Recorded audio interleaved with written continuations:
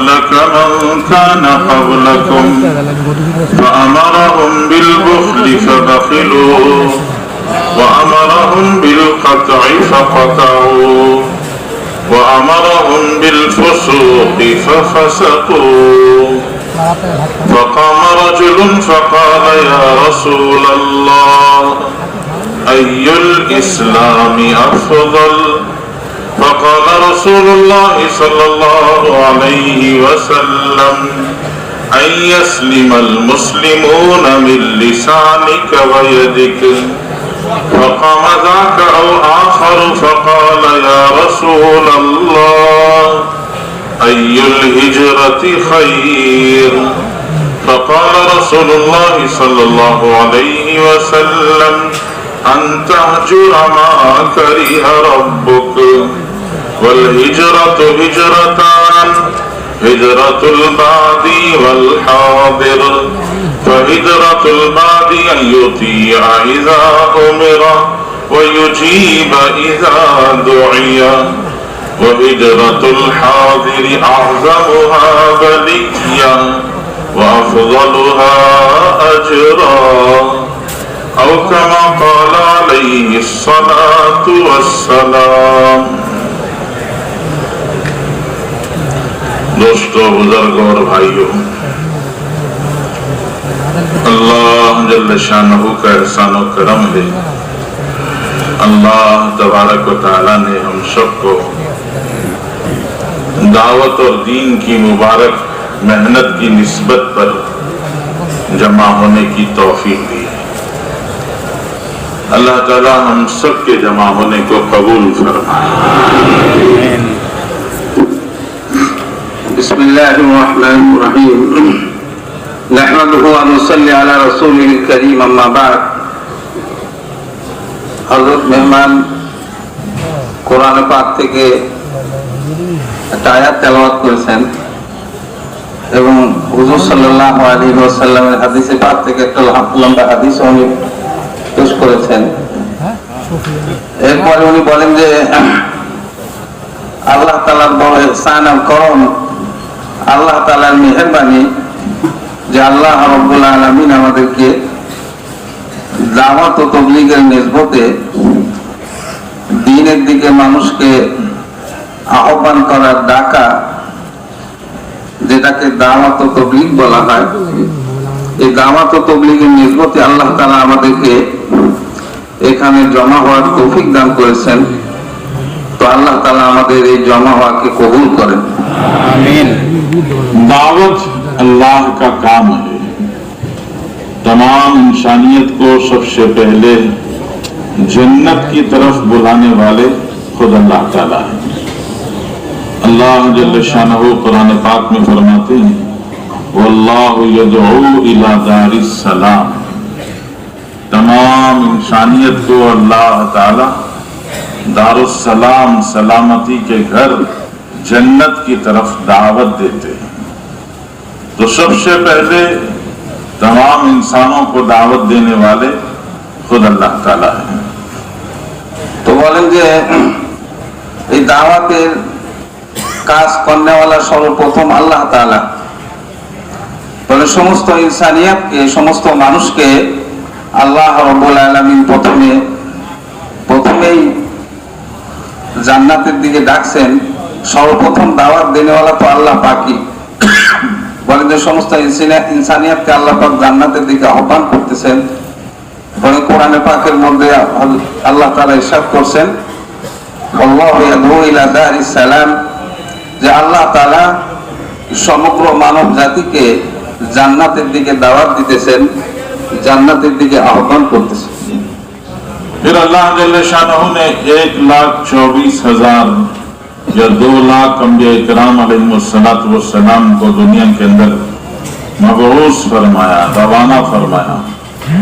और तमाम अंबिया इकराम अलैहिस्सलातु वस्सलाम का एक ही काम था, एक ही जिम्मेदारी थी। और वो जिम्मेदारी तमाम अपनी कौम को, कबीले को, बस्ती को, जिन जिन को नबियों से मुताल्लिक किया गया, उनको अल्लाह की तरफ, अल्लाह के अहकाम की तरफ और जन्नत की तरफ दावत देना, ये तमाम अंबिया का काम रहा है। तो বলেন যে এরপরে হযরত আম্বিয়া কিরাম আলাইহিমুস সালাতু ওয়াস সালামগণকে আল্লাহ তাআলা এই দাওয়াতের দায়িত্ব এবং জিম্মাদারি দিয়েছেন।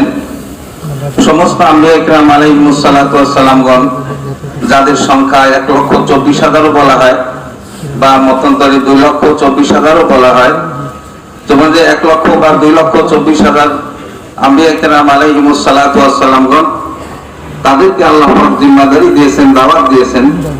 তাদের সাথে যত মানুষের সম্পর্ক ছিল, তাদের সম্পৃক্ত সকল মানুষকে জান্নাতের দিকে, আল্লাহর দিকে দাওয়াত দেওয়ার জন্য, আহ্বান করার জন্য আল্লাহ তাআলা হযরত আম্বিয়া কিরাম আলাইহিমুস সালাতু ওয়াস সালামগণকে জিম্মাদারি দিয়েছিলেন। सबसे आखिर में हमारे और आपके नबी सैयदुल अव्वलीन, सैयदुल आखिरीन, इमामुल अंबिया वल मुरसलीन, ताजदार मदीना हजरत मुहम्मदुर रसूलुल्लाह सल्लल्लाहु अलैहि वसल्लम तशरीफ लाए। हजरत मुहम्मदुर रसूलुल्लाह सल्लल्लाहु अलैहि वसल्लम ने 23 साल मेहनत की और उस 23 साल मेहनत की बरकत से 1.25 लाख सहाबा का मजमा आपने तैयार किया। आप सल्लल्लाहु अलैहि वसल्लम ने दावत की मेहनत की और 1.25 लाख सहाबा को उसी मेहनत पर तैयार किया। অবশেষে আমাদের নবী হযরত মুহাম্মদুর রাসূলুল্লাহ সাল্লাল্লাহু আলাইহি ওয়াসাল্লাম সাইয়্যিদুল মুরসালিন, সমস্ত নবীদের সরদার, সমস্ত নবীদের ইমাম, দুনিয়া আখিরাতের বাদশা সরদার হযরত মুহাম্মদুর রাসূলুল্লাহ সাল্লাল্লাহু আলাইহি ওয়াসাল্লাম বলেন এই দাওয়াতের কাজের দায়িত্ব পেয়েছেন, এই দাওয়াতের কাজ করছেন। মানে হুজুর আকরাম সাল্লাল্লাহু আলাইহি ওয়াসাল্লাম তার 23 বছরের নবুয়তের জীবনের মধ্যে হযরত নবী করিম সাল্লাল্লাহু আলাইহি ওয়াসাল্লাম পুরা 23 বছর মানুষকে আল্লাহর দিকে ডাকছেন, মানুষকে জান্নাতের দিকে ডাকছেন, আল্লাহ পাকের দিকে আহ্বান করছেন। বলেন যে হুজুর সাল্লাল্লাহু আলাইহি ওয়াসাল্লাম দাওয়াত দিয়েছেন এবং সাথে সাথে হুজুর সাল্লাল্লাহু আলাইহি ওয়াসাল্লামের দাওয়াতে 1.25 লক্ষ প্রায় সাহাবায়ে কেরামের এক জামাত তৈরি হয়েছে। তারাও সকলে এই দাওয়াতের মেহনত করছেন। মানে হুজুর সাল্লাল্লাহু আলাইহি ওয়াসাল্লাম এই দাওয়াতের মেহনতের মধ্যে এই 1.25 লক্ষ প্রায় সাহাবায়ে কেরামকে নিজের মেহনতের মধ্যে শরীক করেছেন এবং তাদেরকে ওই জিম্মাদারি দিয়েছেন। হযরত সাহাবায়ে কেরাম রিদওয়ানুল্লাহি আলাইহিম আজমাইন ওনারা ওই দাওয়াতের মেহনত করছেন।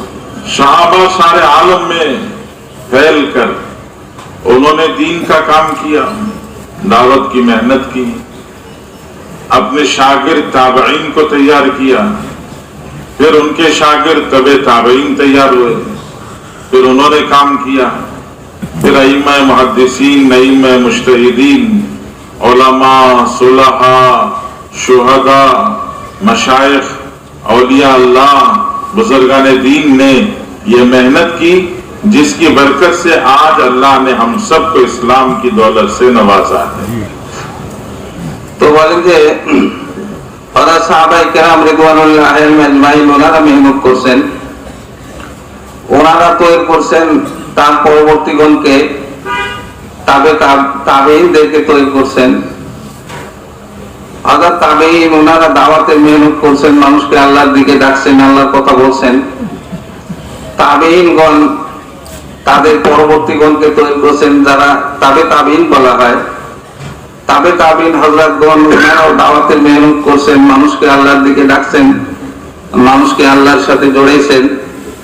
এরপরে আইম্মায়ে মুজতাহিদিন, আইম্মায়ে মুহাদ্দিসিন বলেন যে ওনারা দাওয়াতের কাজ করছেন। এরপরে আউলিয়ায়ে কেরাম, উলামায়ে কেরাম, আল্লাহ তাআলা নেক বান্দা কোনে দাওয়াতের মেহনত করছেন। বলেন তাদের এই মেহনতের বদৌলতে, তাদের এই মেহনতের দ্বারা আজকে পর্যন্ত আমরা ইসলামের দৌলত পেয়েছি। अल्लाह का एहसान है, अल्लाह जल्ल शानहू ने हम सबको भी दावत की इस मुबारक मेहनत में लगने की तौफीक दी है। ये अल्लाह का एहसान है, अल्लाह की तरफ से पसंद किया गया है, अल्लाह ने चुना है। हम अगर सोच कर देखें कि तबलीग में लगने से पहले हम तबलीग वालों से मिलना चाहते थे या बचना चाहते थे? हम तो तबलीग वालों से भागना चाहते थे, लेकिन अल्लाह ने हमारे ऊपर फजल फरमाया कि अल्लाह ने हमें इस मुबारक मेहनत में लगा लिया। तो बोले जे আল্লাহ তাআলার শুকর, আল্লাহ তাআলার মেহেরবানি যে আল্লাহ তাআলা আমাদেরকে এই দাওয়াতের মেহনতের সাথে সম্পৃক্ত করেছেন। এই দাওয়াতের মেহনতের সাথে আল্লাহ তাআলা আমাদেরকে লাগাইছেন, এটা আল্লাহ তাআলার মেহেরবানি। তো বলেন যে আমরা তো আসলে দাওয়াতের সাথে মিলতে চাইতাম না, দাওয়াতের থেকে আলাদা হতে চাইতাম। বলেন যে আমাদেরকে তো দাওয়াত দিতে কেউ, দায়ীরা কেউ আসলে, দাওয়াত দেনেওয়ালা কেউ আসলে আমরা তো পলাইতাম, ভাগতাম। তো বলেন যে আল্লাহ তাআলা মেহেরবানি করে, দয়া করে আমাদেরকে নবীওয়ালা কাজের সাথে সম্পৃক্ত করেছেন। দাওয়াতের মেহনতের মধ্যে আল্লাহ তাআলা আমাদেরকে লাগাইছেন। मेहनत का खुलासा क्या है? हमारे बड़े फरमाते हैं कि इस मेहनत का खुलासा है अपनी आखिरत बनाने की फिक्र का अंदर आ जाना। तो বলেন যে এই মেহনতটা কি? দাওয়াত ও তাবলীগের মেহনতের সারাংশ এবং খোলাসা কি? বলে দাওয়াত ও তাবলীগের মেহনতের সারাংশ আর খোলাসা হলো, বলেন যে আখিরাতের ফিকিরের মধ্যে নিজে চলে আসা। আমি যেন আখিরাতের ফিকির করনেওয়ালা হয়ে যাই, আখিরাতকে সামনে রেখে আমি জীবনযাপন করি। বলেন যে দাওয়াত ও তাবলীগের উদ্দেশ্য এবং খোলাসা এটা। अल्लाह के सहाबा रिज़वानुल्लाहि अलैहिम अजमाइन ने अपना फिक्र, अपना अज़म बना दिया था कि इन्ना हिममना हिममुल आखिरा, कि हमारी मेहनतें, हमारी कोशिशें, हमारी फिक्रें दुनिया बनाने की नहीं है, हमारी फिक्रें, मेहनतें और कोशिशें आखिरत बनाने की है। तो বলেন যে হযরত সাহাবায়ে কেরাম রিদওয়ানুল্লাহি আলাইহিম আজমাইন ওনারা ওনাদের লক্ষ্য বস্তু, জীবনের মকসদ আর উদ্দেশ্যকে আখিরাতই বানাইছিলেন। যেমন ওনারা বলছেন ইন্নামা ইমামুনাল আখিরা, মানে আমাদের উদ্দেশ্য, আমাদের লক্ষ্য হলো আখিরাত। আমরা দুনিয়ার কোনো চিজ ও আসবাব চাই না, দুনিয়ার কোনো চিজ ও আসবাব আমাদের লক্ষ্য বস্তু নয়, আমাদের লক্ষ্য বস্তু হলো আখিরাত। আমরা আখিরাত চাই। তো সাহাবায়ে কেরাম রিদওয়ানুল্লাহি আলাইহিম এটাই বলছেন ইন্নামা ইমামুনাল আখিরা, আমাদের লক্ষ্য হলো আখিরাত। अल्लाह का फजल हुआ, अब अल्लाह जल्ले शानहू ने हम सब की पहचान तबलीग से करा दी है।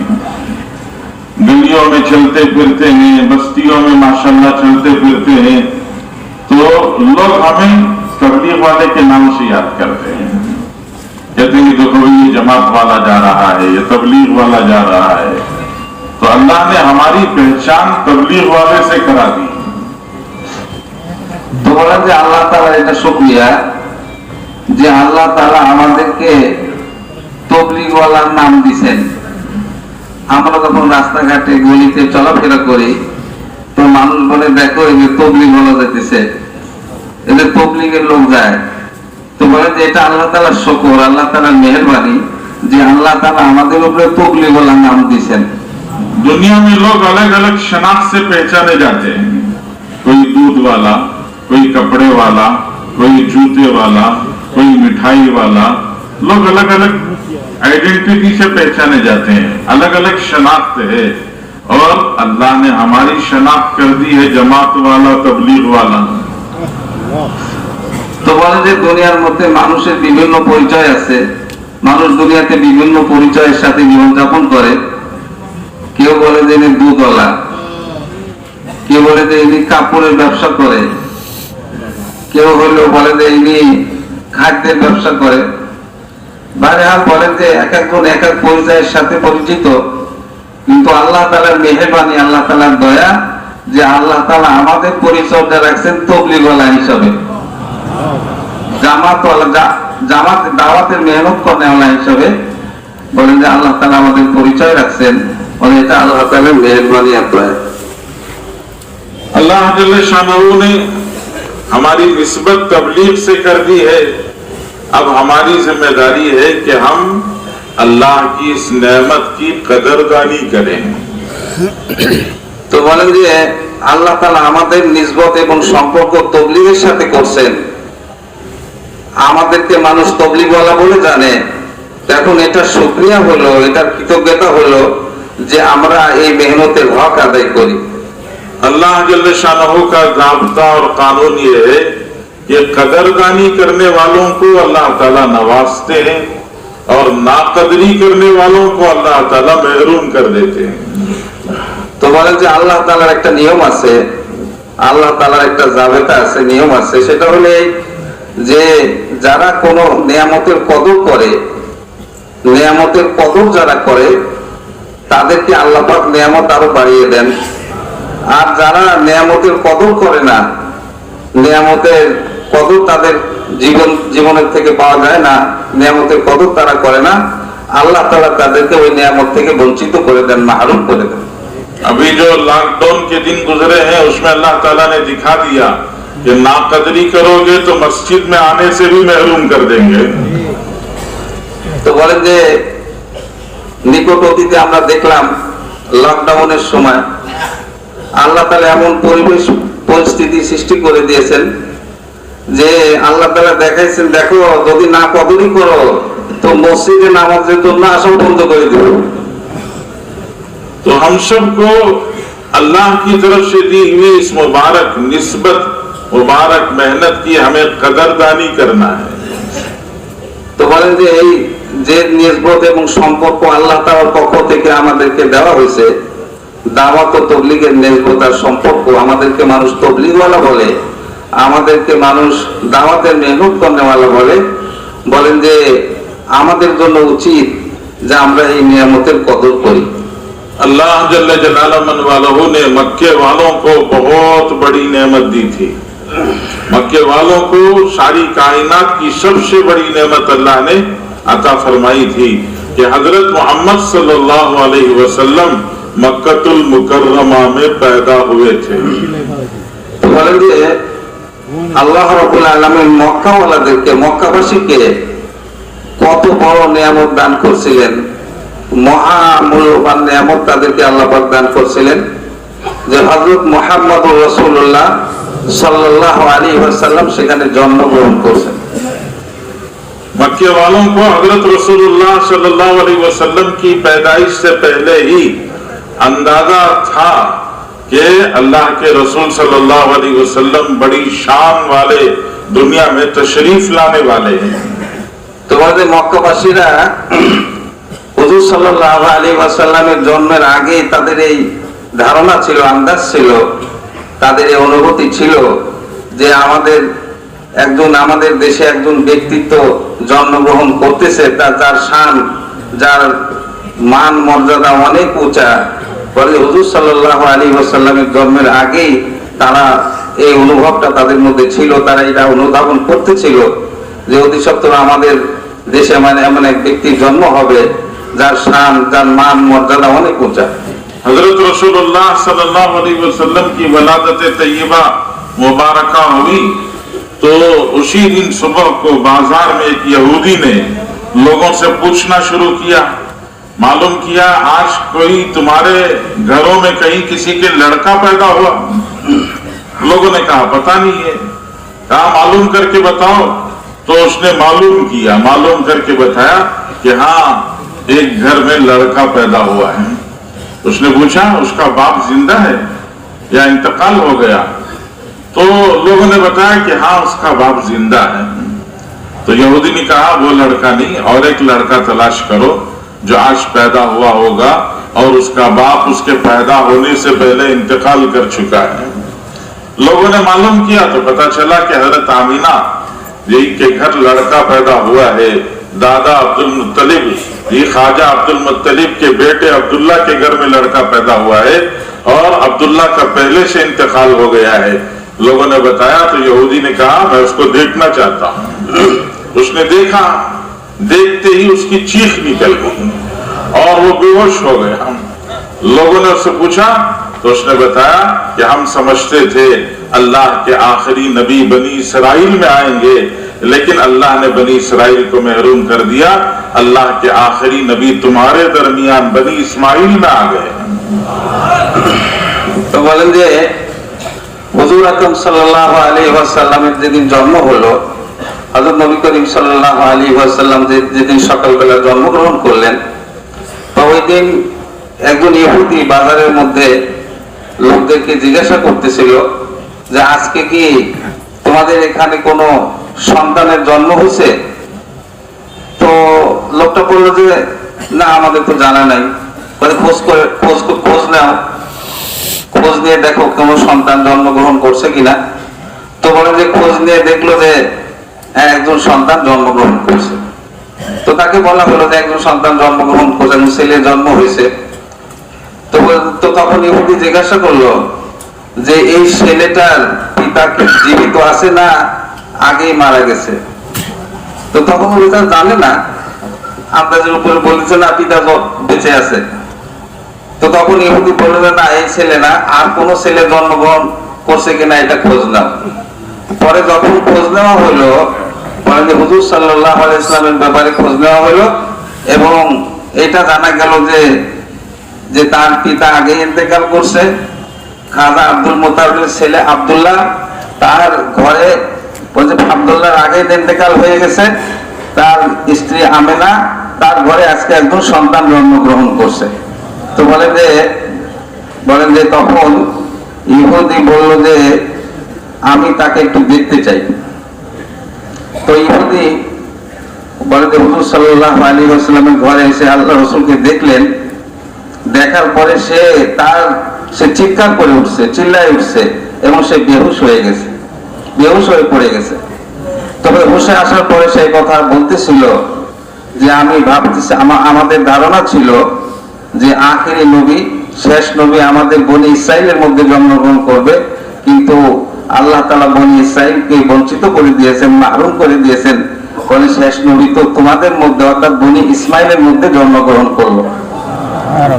पहले दिन से मक्के वालों को अंदाजा होने लगा कि आने वाला ये बच्चा अपनी अलग ही शान रखता है, उसकी शान का और उसके मकाम का मक्के वालों के अंदर चर्चा होने लगा। हजरत रसूलुल्लाह सल्लल्लाहु अलैहि वसल्लम को हजरत सादिया, हलीमा सादिया अपने साथ लेके गई, तो उन्होंने हुजूर सल्लल्लाहु अलैहि वसल्लम को गोद में लेने के वक्त से ही महसूस करना शुरू कर दिया कि इस बच्चे की शान ही कुछ और है। जानवर का थन सूखा हुआ था, हजरत हलीमा सादिया के सीने में दूध नहीं था। बच्चे को गोद लेते ही अल्लाह ने जानवर के थन में भी दूध दे दिया और हजरत हलीमा को भी अल्लाह ताला ने दूध से नवाज दिया। वो सवारी जो आते हुए बहुत कमजोर, दुबली पतली, सबसे पीछे रह जाती थी, अब अल्लाह के रसूल को गोद में लेके निकले तो वो सवारी हवाओं से बात करने लगी।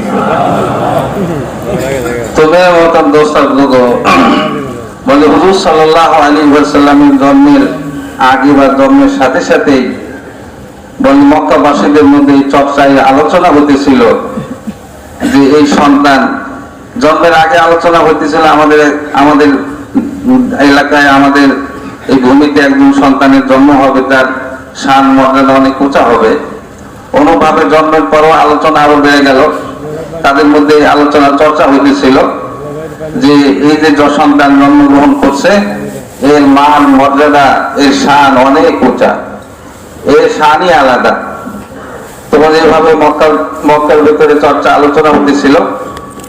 এরপরে বলেন যে দুধ পান করার জন্য হযরত হালিমা সাদিয়া রাদিয়াল্লাহু তাআলা আনহা যে তাকে নিলেন, হুজুর সাল্লাল্লাহু আলাইহি ওয়াসাল্লামকে শিশু অবস্থায় যে নিলেন, তো বলেন যে গাধায় চড়ে উনি আসছিলেন, সেই গাধার মধ্যে বলেন যে শক্তি এসে গেছে।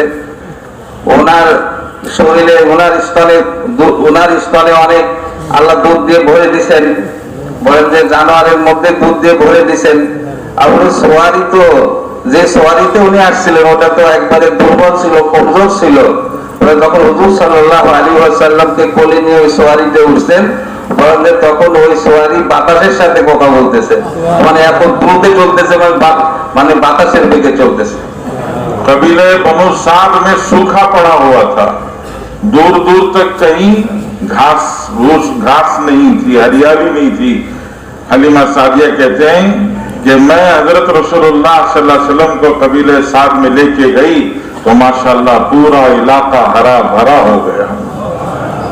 तो बोलें जे हालिमा सादिया রাদিয়াল্লাহু তাআলা বর্ণনা বলেন যে হুজুর সাল্লাল্লাহু আলাইহি ওয়াসাল্লামকে নিয়ে যাওয়ার আগে ওই বনি সাদ, যেটা যে জন্য সাদিয়া বলা হয় ওনাকে, ওই বনি সাদ তাদের ওই এলাকার মধ্যে দুর্ভিক্ষের অবস্থা ছিল, গাছপালা ঘাস পাতা শুকানো শুষ্ক অবস্থায় ছিল। কিন্তু বলেন যে হুজুর সাল্লাল্লাহু আলাইহি ওয়াসাল্লামকে যখন উনি নিয়ে গেছেন আর ওই এলাকার মধ্যে আল্লাহ রসুলের উপস্থিতি হয়েছে, তো বলেন যে সমস্ত এলাকার মধ্যে গাছ পাতা সবুজ হয়ে গেছে, সব গাছপালা বলেন যে একবারে শস্য শ্যামল সবুজ হয়ে গেছে। हजरत रसूलुल्लाह सल्लल्लाहु अलैहि वसल्लम की बुलंद शान, बुजुर्ग शान का मक्के वालों को अंदाजा था। अलग अलग मौके पर अंदाजा होता रहा। एक मौके पर अल्लाह के रसूल सल्लल्लाहु अलैहि वसल्लम ख्वाजा अबू तालिब के साथ में सफर में निकले, ये एक मकाम पर रुके तो हजरत रसूलुल्लाह सल्लल्लाहु अलैहि वसल्लम अपनी सवारी बांधने में, सामान रखने में आपको थोड़ी सी देर हो गई।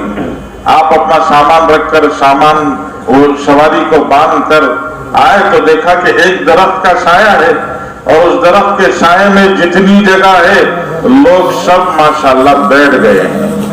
साये के अंदर बैठने की जगह ही नहीं है।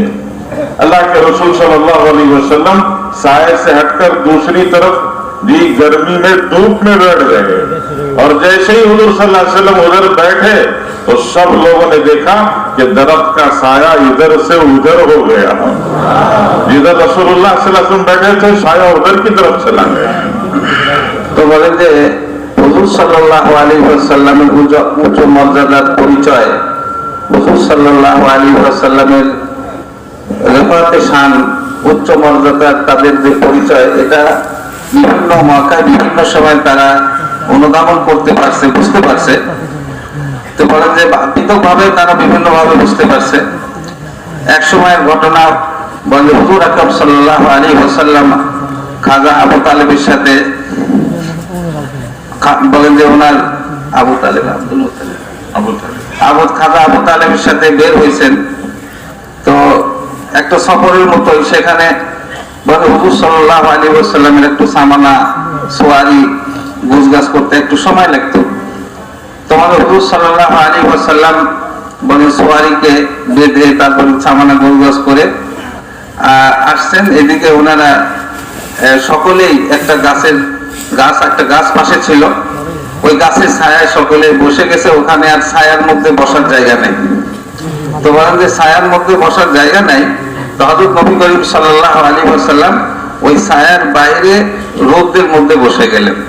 তো হুজুর আকরাম সাল্লাল্লাহু আলাইহি ওয়াসাল্লাম যখন রোদের মধ্যে বসে গেলেন, তখন দেখেন যে ছায়া সাথে সাথে বলতে সরে হুজুর সাল্লাল্লাহু আলাইহি ওয়াসাল্লামের উপরে চলে গেল। आप जवान हुए तो सारे मक्के वाले आपको अमीन कह के पुकारते थे, आपको सादिक कहकर पुकारते थे। आपकी सच्चाई और आपकी अमानत, आपकी हया इफ्फत का पूरे मक्के में इतना चर्चा था कि लोग कहते थे कि हमने ऐसा जवान कभी नहीं देखा है।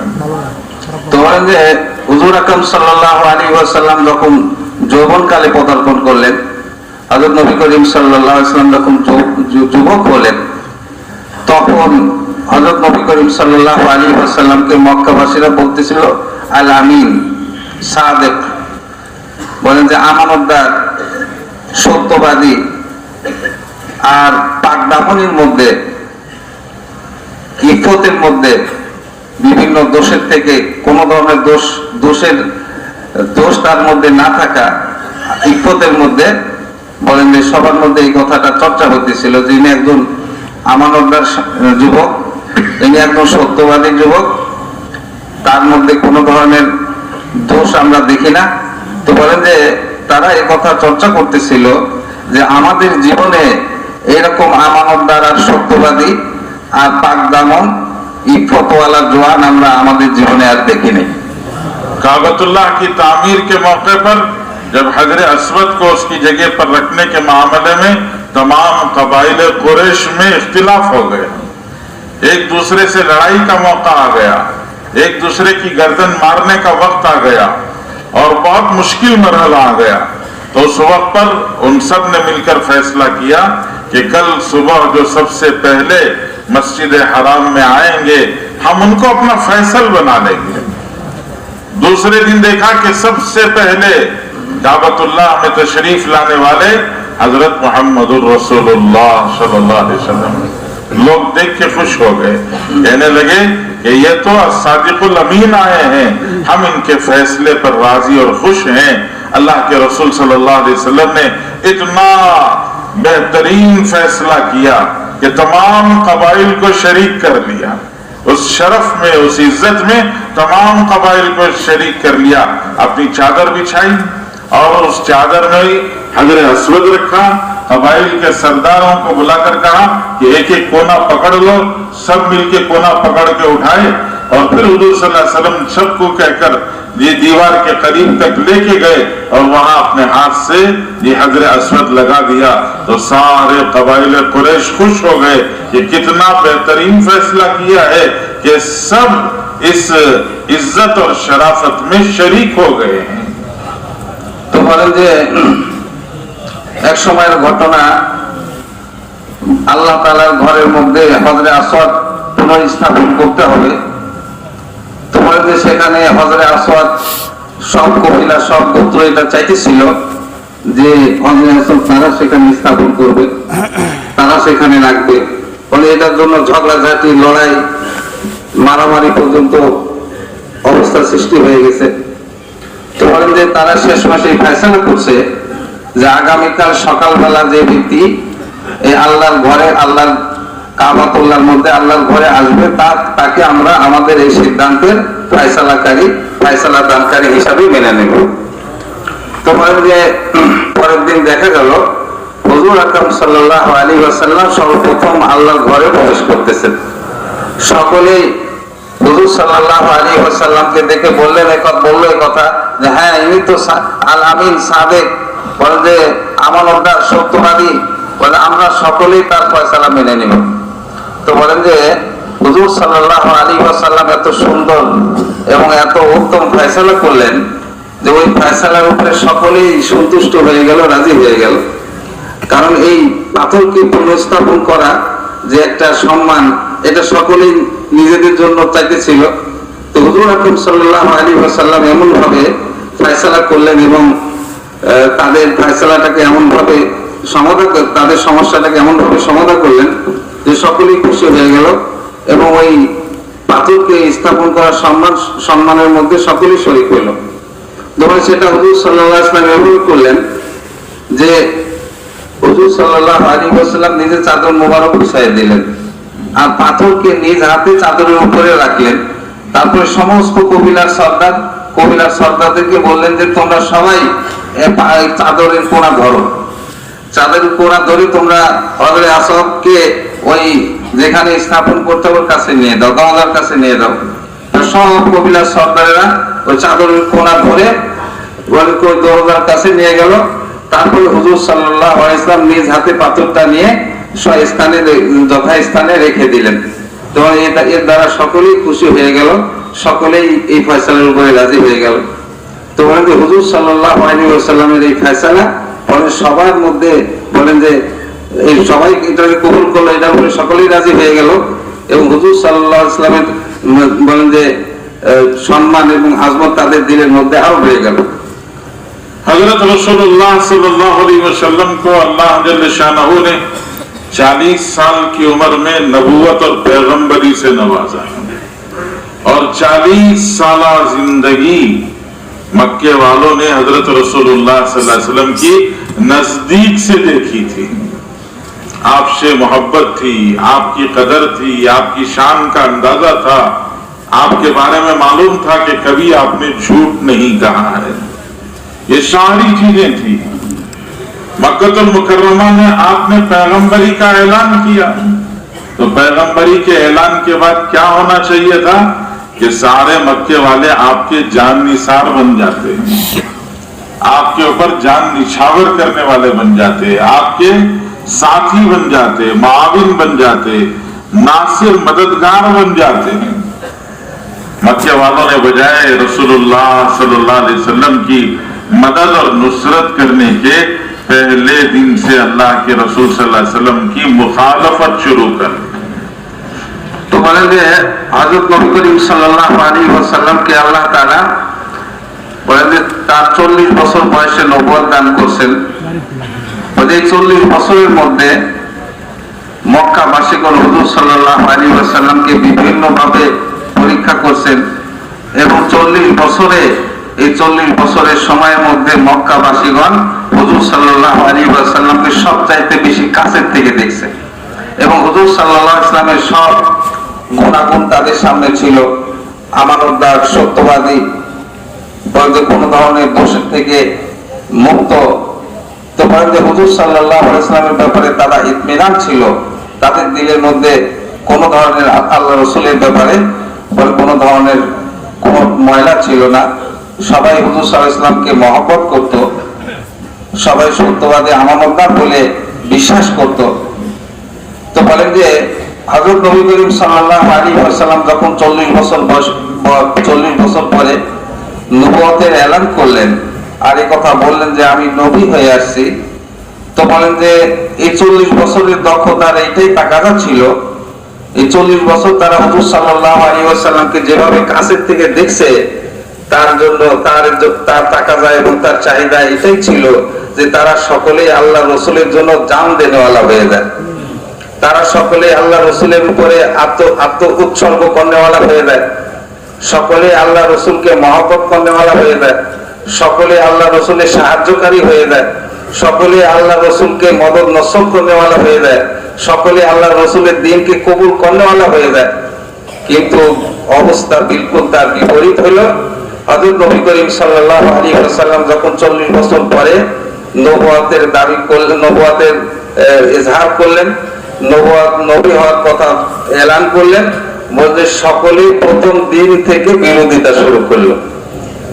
अल्लाह के रसूल सल्लल्लाहु अलैहि वसल्लम का साथ देने के बजाय हर तरह से ईजा तकलीफ देना शुरू किया, आपको सताने लगे, आपको परेशान करने लगे, आपके रास्ते में कांटे बिछाए, आपके ऊपर कचरा डाला, आप नमाज में सजदे में चले गए तो ऊन की औजड़ी लाकर आपके पीठ के ऊपर रख दिया,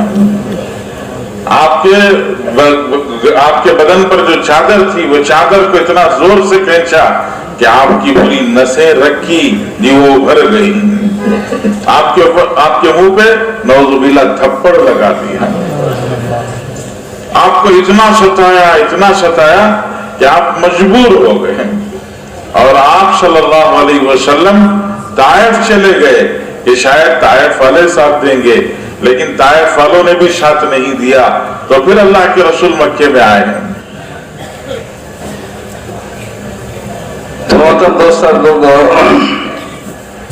মেহমান বলেন এই কথা যে মক্কাবাসীগণ হুজুর সাল্লাল্লাহু আলাইহি ওয়াসাল্লামকে সাহায্য করার স্থানে সাহায্য করা তো দূরের কথা, তারা সকলেই হুজুর সাল্লাল্লাহু আলাইহি ওয়াসাল্লামের বিরোধিতা শুরু করলো। শুধু বিরোধিতাই নয়, হুজুর সাল্লাল্লাহু আলাইহি ওয়াসাল্লামকে কষ্ট দেওয়া শুরু করলো, বিভিন্ন ভাবে হুজুর সাল্লাল্লাহু আলাইহি ওয়াসাল্লামকে ইজা এবং কষ্ট দিতে আরম্ভ করলো। হুজুর সাল্লাল্লাহু আলাইহি ওয়াসাল্লামের রাস্তায় কাঁটা বিছায় দিত, হুজুর সাল্লাল্লাহু আলাইহি ওয়াসাল্লামকে ধাক্কা দিত। হুজুর সাল্লাল্লাহু আলাইহি ওয়াসাল্লাম নামাজ অবস্থায় থাকতেন তো বলেন যে প্রাণীর ভুঁড়ি আল্লাহ রাসূলের মাথার উপরে চাপায় দিয়ে আসতো, বলেন যে এমনকি নাউযুবিল্লাহ হুজুর সাল্লাল্লাহু আলাইহি ওয়াসাল্লামকে থাপ্পড় দিছে।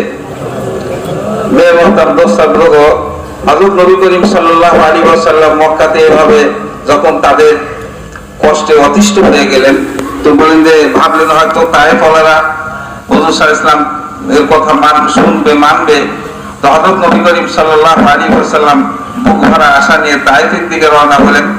তায়েফে গিয়ে আরো উল্টা অবস্থা, তারাও কষ্ট দিতে কোনো ধরনের দ্বিধাবোধ করলো না। তো হুজুর সাল্লাল্লাহু আলাইহি ওয়াসাল্লাম তায়েফ থেকে আবার মক্কা শরীফে আসলেন। ताइफ से वापस तशरीफ लाए तो उसके बाद वाले मौसम हज में अल्लाह जल्ल शानहू ने मदीने के अंसार से मुलाकात करा दी। तो सल्लल्लाहु अलैहि वसल्लम मीना की वादी में गश्त कर रहे थे, तो मीना की वादी में गश्त करते वक्त अल्लाह के रसूल सल्लल्लाहु अलैहि वसल्लम से 12 अंसारियों की मुलाकात हो गई। उन्होंने फौरन ईमान कबूल कर लिया। उन्होंने कहा ये तो वही पैगंबर है जिसका यहूद तस्करा करते हैं कि वो कहते हैं अल्लाह के आखिरी पैगंबर आने वाले हैं, वो आएंगे तो उनको साथ लेकर हम तुम सबको खत्म कर देंगे, और सो खजरज को डराते थे। तो इन्होंने सुना तो कहा उनके ईमान कबूल करने से पहले हम ईमान कबूल कर लेते हैं। तो हजरत नबी करीम साल्लाल्लाहु अलैहि वसल्लम যখন তায়েফ থেকে মক্কা শরীফে আসলেন, মক্কাতে আসলেন, এর পরের বছরের হজেই হযরত নবী করিম সাল্লাল্লাহু আলাইহি ওয়াসাল্লাম মিনার ঘাটিতে গাশত করতেছিলেন, মানুষের কাছে যাইতেছিলেন, গাশত ফিরতেছিলেন, গাশত করতেছিলেন। তো সেখানে হুজুর সাল্লাল্লাহু আলাইহি ওয়াসাল্লামের সাথে 12 জন আনসারী সাহাবী, মদিনার আনসারী সাহাবীর সাথে দেখা হয়েছে। ওই মদিনার 12 জন অধিবাসীর সাথে দেখা হয়েছে। যখন তারা হুজুর সাল্লাল্লাহু আলাইহি ওয়াসাল্লামের সাথে তাদের সাক্ষাৎ হয়েছে, তো বলেন যে তারা হুজুর সাল্লাল্লাহু আলাইহি ওয়াসাল্লামকে দেখার সাথে সাথে সকলেই বলেন যে ঈমান কবুল করে ফেলছে। তারা এই কথা বলছে যে ইহুদিরা আমাদেরকে এই কথা বলতো, ইহুদিরা অনেকদিন থেকে আমাদেরকে এই কথা বলে আসতেছে যে শেষ নবী আসবে, শেষ নবী আসলে আমরা তার সাথে হয়ে তোমাদের সাথে যুদ্ধ করব, তোমাদের সবাইকে পরাস্ত করব, নেস্তনাবুদ করব, এভাবে তাদেরকে ভয় দেখাতো।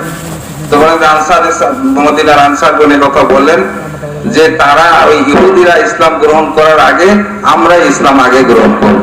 তো বন্ধু 12 জন মদিনার আনসার সাহাবী সকলেই ওই মিনার ঘাটিতে ইসলাম কবুল করলেন। वो 12 गए, जाकर साल भर मेहनत करते रहे, पूरा साल अल्लाह के रसूल का मक्के में तस्करा, मदीने में तस्करा होता रहा। अगले साल 70-72 आदमी हुजूर सल्लल्लाहु अलैहि वसल्लम के पास आ गए।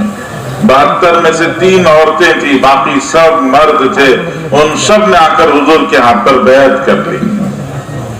तो বলেন যে 12 জন হজের শেষে যখন তারা মদিনাতে গেলেন, ইসলাম কবুল করে, ঈমান কবুল করে যখন মদিনাতে তারা গেলেন, তো 1 বছর পুরো তারা মদিনা শরীফে মদিনাতে মেহনত করছেন, পরে দাওয়াত দিয়েছেন মানুষকে, কালেমার কথা বলছেন, হুজুর সাল্লাল্লাহু আলাইহি ওয়াসাল্লামের চর্চা হয়েছে, মদিনা শরীফের ঘরে ঘরে চর্চা হয়েছে।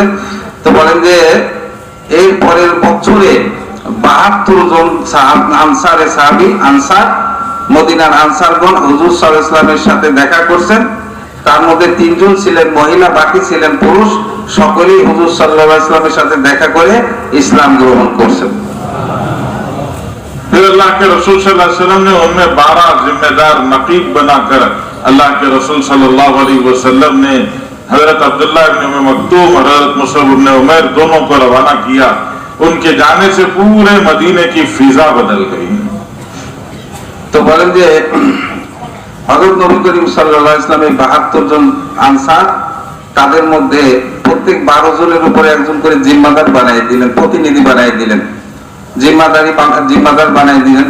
মানে এই 72 জন এবং সাথে সাথে আব্দুল্লাহ ইবনে উম্মে মকতুম এবং মুসআব ইবনে উমাইর রাদিয়াল্লাহু তাআলা আনহুমা, এই দুজনকে তাদের সাথে দিয়ে দিলেন। মানে তারা এই দুজন সহ তারা সকলে মিলে মদিনার মধ্যে পুরো 1 বছর যখন তারা মেহনত করলেন, মানে মদিনার প্রত্যেকটা ঘরে মানে ইসলামের বলেন হুজুর সাল্লাল্লাহু আলাইহি ওয়াসাল্লামের আলোচনা চর্চা হতে লাগলো। মদিনার ঘরে ঘরে ইসলামের কথা আলোচনা শুরু হয়ে গেল। फिर अल्लाह की तरफ से हुक्म हुआ तो हजरत रसूलुल्लाह सल्लल्लाहु अलैहि वसल्लम मक्कातुल मुकर्रमा छोड़कर हिजरत करके मदीना तैयबा तशरीफ ले गए। তারপরে যখন আল্লাহ তাআলার হুকুম হলো, হযরত নবী করিম সাল্লাল্লাহু আলাইহি ওয়াসাল্লাম বলেন যে মক্কা মুকাররমা ছেড়ে মদিনা মুনওয়ারার দিকে হিজরত করলেন। मदीना तैयबा पहुंचे। मदीने वालों ने वादा किया था कि मदीने के अंदर हम आपकी हिफाजत करेंगे। 1 साल गुजरा तो अबू सुफियान का काफिला मदीने के करीब से गुजर रहा था। उस काफिले को पकड़ने के लिए अल्लाह के रसूल सल्लल्लाहु अलैहि वसल्लम 313 सहाबा को लेकर निकले। वो काफिला तो बच के चला गया। उसने मक्के में ऐलान कर दिया। मक्के में ऐलान करने की वजह से 1000 का लश्कर बदर के मैदान में आ गया। तो বলেন যে এরপরে হুজুর সাল্লাল্লাহু আলাইহি ওয়াসাল্লাম যখন মদিনা শরীফে হিজরত করে গেলেন, কিছুদিন পরে বলেন যে আবু সুফিয়ানের কাফেলা মদিনার পার দিয়ে যাইতেছিল। তো হযরত নবী করিম সাল্লাল্লাহু আলাইহি ওয়াসাল্লাম 313 জন সাহাবায়ে কেরামকে নিয়ে ওই আবু সুফিয়ানের কাফেলাকে ধরার জন্য বের হয়েছেন। তো বলেন যে আবু সুফিয়ানের কাফেলা তো সরকে চলে গেছে, বের হয়ে গেছে, অন্য রাস্তা দিয়ে অন্য রাস্তা ধরে চলে গেছে এবং সেই মক্কাতে এই কথার ঘোষণা দিয়ে দিছে যে আমরা তো বলে যে ধরা পড়ে যাচ্ছিলাম, তো কাজেই এখন যুদ্ধ করতে হবে। তো 1000 বলেন যে অস্ত্র শস্ত্রে সজ্জিত লস্কর বদরের ময়দানে হাজির হয়ে গেছে। इधर 313 थे, उधर 1000 का लश्कर था। अल्लाह के रसूल सल्लल्लाहु अलैहि वसल्लम ने मशवरा किया, बोलो भाई क्या करेंगे। महाजिरीन में से सहाबा खड़े होकर कहने लगे अल्लाह के रसूल लड़ेंगे। फिर हुजूर ने पूछा, फिर एक महाजिर खड़े हो गए, हजरत मिक़दाद इब्न अस्वद खड़े हो गए और खड़े होकर कहा अल्लाह के रसूल लड़ेंगे। हम बनी इसराइल नहीं हैं। बनी इसराइल ने हजरत मूसा से कहा था कि फज़हबा अंत व रब्बुका फ़क़ातिला इन्ना हाहुना क़ाइदून, कि तुम और तुम्हारा रब जाओ, जाके लड़ो, हम यहाँ बैठ के तमाशा देखेंगे। अल्लाह के रसूल हम बनी इसराइल नहीं हैं, हम भी आपके साथ में जान लगाएंगे। তো বলেন যে আনসারে সাহাবী আনসারে মদিনা তাদের এই ওয়াদা ছিল। তো হুজুর সাল্লাল্লাহু আলাইহি ওয়াসাল্লামকে মদিনার ভিতরে সহযোগিতা করবেন, সাহায্য করবেন, মদদ করবেন। এখন তো বদরের ময়দানে যাওয়ার পালা হয়ে গেছে। তোমার হুজুর সাল্লাল্লাহু আলাইহি ওয়াসাল্লাম তাদের মত যাচাই করতেছিলেন যে আনসারে মদিনা তারা বদর প্রান্ত বদর পর্যন্ত যেতে তৈরি আছে কিনা, যারা বদরে যেতে রাজি কিনা। তো হুজুর সাল্লাল্লাহু আলাইহি ওয়াসাল্লাম তাদের মত যাচাই করতেছিলেন। তো সাহাবাই আনসারদের মধ্যে বিভিন্ন জন দাঁড়ায় দাঁড়িয়ে কথা তারা বলে দিচ্ছেন, প্রকাশ করে দিচ্ছেন যে আমরা আপনার সাথে যুদ্ধ করতে তৈরি আছি। আমরা তো ওই বনি ইসরাইলের মতো নয় যে বনি ইসরাইল মুসা আলাইহিস সালামকে বলছিল ফাযহাব আনতা ওয়া রাব্বুকা ফাকাতিলা ইন্না হাহুনা কাঈদুন, বলে আপনি আর আপনার রব যান, যাই যুদ্ধ করেন, আমরা তো এখানে বসে তামাশা দেখব। তো বলে বনি ইসরাইলের মতো আমরা বলবো না যে আমরা তো আপনার সাথে যুদ্ধ করতে জান দিতে তৈরি আছি। फिर अल्लाह के रसूल सल्लल्लाहु अलैहि वसल्लम ने पूछा, तो अंसार को अंदाजा हुआ कि मुहाजिर जवाब दे रहे हैं, लेकिन अल्लाह के रसूल बार बार पूछ रहे, तो अल्लाह के रसूल हमसे पूछना चाहते हैं। तो हजरत साद इब्न मास खड़े हो गए और खड़े होकर कहा अल्लाह के रसूल हम आपके साथ हैं, आप हमें यमन के कोने बिल्कुल इमाम तक ले जाइए, हम आपके साथ में चलेंगे। তো বলেন যে এরপরে প্রথমে তো মুহাজিরদের মধ্যে থেকে কয়েকজন দাঁড়িয়ে বলতেছিলেন আমরা তৈরি আছি। তারপরে আনসারদের মধ্যে হযরত সাদ ইবনে মুআয রাদিয়াল্লাহু তাআলা দাঁড়িয়ে গেলেন এবং বলেন যে ইয়া রাসূলুল্লাহ আমরা আপনার সাথে যুদ্ধ করতে তৈরি আছি। আপনি যদি একবারে ইয়েমেনের কোনা পর্যন্ত আমাদেরকে নিয়ে যেতে চান এবং আমাদেরকে আপনি যা বলেন তাই করতে আমরা তৈরি আছি। তোমাদের আনসারে মদিনা তখন হুজুর সাল্লাল্লাহু আলাইহি ওয়াসাল্লামের সাথে যুদ্ধ করার জন্য সচেষ্ট তৈরি হয়ে গেল। अंसार का जवाब मिला तो फिर आपने फैसला किया, अल्लाह ने बदर में मुसलमानों को फतह अता फरमाई। তো বলেন যে আনসারদের রায় যখন আল্লাহ রাসূল জানতে পারলেন তখন হুজুর সাল্লাল্লাহু আলাইহি ওয়াসাল্লাম যুদ্ধ করার ফয়সালা করলেন, সিদ্ধান্ত নিলেন এবং বদরের ময়দানে পৌঁছলেন। আল্লাহ তাআলা তাদেরকে বদরের মুসলমানদেরকে বিজয় দান করলেন। फिर 1 साल के बाद ओहद की लड़ाई हुई, फिर उसके 3 साल बाद गज़वे खंदक हुआ। তো বলেন যে এরপরে 1 বছর পরে ওহদের যুদ্ধ হলো, তারপরে 3 বছর পরে আবার গজায়ে খন্দক হলো। फिर उसके बाद में सुलह हुदैबिया हुआ। सुलह हुदैबिया के 1 साल के बाद अल्लाह ने मक्का फतह करा दिया। তো মানে এরপরে তার 1 বছর পরে তারপরে সুলহ হুদাইবিয়া সন্ধি সংগঠিত হলো। বলে এরপরে 1 বছর পরে বলেন যে মক্কা বিজয় হলো, আল্লাহ তাআলা মক্কাকে विजय করে দিলেন। मक्का जब फतह हो गया तो मदीने के अंसार बैठ के अलग सोचने लगे कि अल्लाह के रसूल को मजबूर किया गया था, इसलिए अल्लाह के रसूल मक्का छोड़ के मदीना आ गए थे। अब तो माशाअल्लाह मक्का फतह हो गया है, शायद अल्लाह के रसूल मक्के में रह जाएंगे, मदीना वापस नहीं आएंगे। अंसार बातचीत करने लगे, रसूलुल्लाह सल्लल्लाहु अलैहि वसल्लम को पता चला तो अल्लाह के रसूल सल्लल्लाहु अलैहि वसल्लम ने अंसार को बुला के कहा कि हमारा तुम्हारा साथ जीने मरने का साथ है। तो বলেন যখন মক্কা বিজয় হলো তো আনসারদের মধ্যে কথার আলোচনা হতে লাগলো। তো হুজুর সাল্লাল্লাহু আলাইহি ওয়াসাল্লাম তো বাধ্য হয়ে মক্কা ছেড়ে মদিনাতে আসছিলেন, তাকে বাধ্য করা হয়েছিল, মজবুর করা হয়েছিল যে মক্কা ছাড়তে হবে তাকে, মক্কা ছাড়া তার কোনো উপায় ছিল না। তো হযরত নবী করিম সাল্লাল্লাহু আলাইহি ওয়াসাল্লাম বাধ্য হয়ে মক্কা ছেড়ে মদিনায় আসছিলেন। এখন তো মক্কা বিজয় হয়ে গেছে, এখন নাকি হুজুর সাল্লাল্লাহু আলাইহি ওয়াসাল্লাম আবার মদিনা থেকে মক্কায় ফিরে যান। তো বলেন যে আনসারদের মধ্যে আলোচনা হতেছিল, তো বলেন যে হুজুর সাল্লাল্লাহু আলাইহি ওয়াসাল্লামের কানে আমার এই কথা পৌঁছে। তখন হুজুর সাল্লাল্লাহু আলাইহি ওয়াসাল্লাম আনসারে মদিনাকে এই কথা বললেন যে তোমাদের যে আমার সঙ্গ, এটা জীবন মরণের সঙ্গ। আমি জীবনও তোমাদের সাথে, আমার জীবন তোমাদের সাথে কাটবে, আমার মৃত্যু তোমাদের সাথেই হবে। फिर अल्लाह के रसूल सल्लल्लाहु अलैहि वसल्लम मदीना वापस तशरीफ लाए। वापस आने के 2 साल के बाद आपने हज किया और हज से वापस आकर 2-2.5 महीने के बाद अल्लाह के रसूल सल्लल्लाहु अलैहि वसल्लम का विसाल हो गया। तो বলেন যে এরপরে মক্কা বিজয়ের পরে হুজুর সাল্লাল্লাহু আলাইহি ওয়াসাল্লাম মদিনা শরীফে ফিরে আসলেন। এর 2 বছর পরে বলেন যে হজ, বিদায় হজ হলো। হুজুর সাল্লাল্লাহু আলাইহি ওয়াসাল্লাম সাহাবায়ে কেরামকে নিয়ে হজ করলেন। হজ থেকে ফিরে আসার 2-2.5 মাস পরে হুজুর সাল্লাল্লাহু আলাইহি ওয়াসাল্লামের ইন্তেকাল হয়ে গেল। रसूलुल्लाह सल्लल्लाहु अलैहि वसल्लम मक्कातुल मुकर्रमा में 53 साल रहे। मदीना तैयबा में कितने साल रहे? 10 साल। তো বলেন যে হুজুর সাল্লাল্লাহু আলাইহি ওয়াসাল্লাম মক্কা শরীফে 53 বছর ছিলেন। তো তাহলে মদিনা শরীফে কয় বছর ছিলেন? 10 বছর। रसूलुल्लाह सल्लल्लाहु अलैहि वसल्लम मक्कातुल मुकर्रमा में 53 साल रहे और मदीना तैयबा में 1442 साल से हैं, कयामत तक मदीने ही में रहेंगे।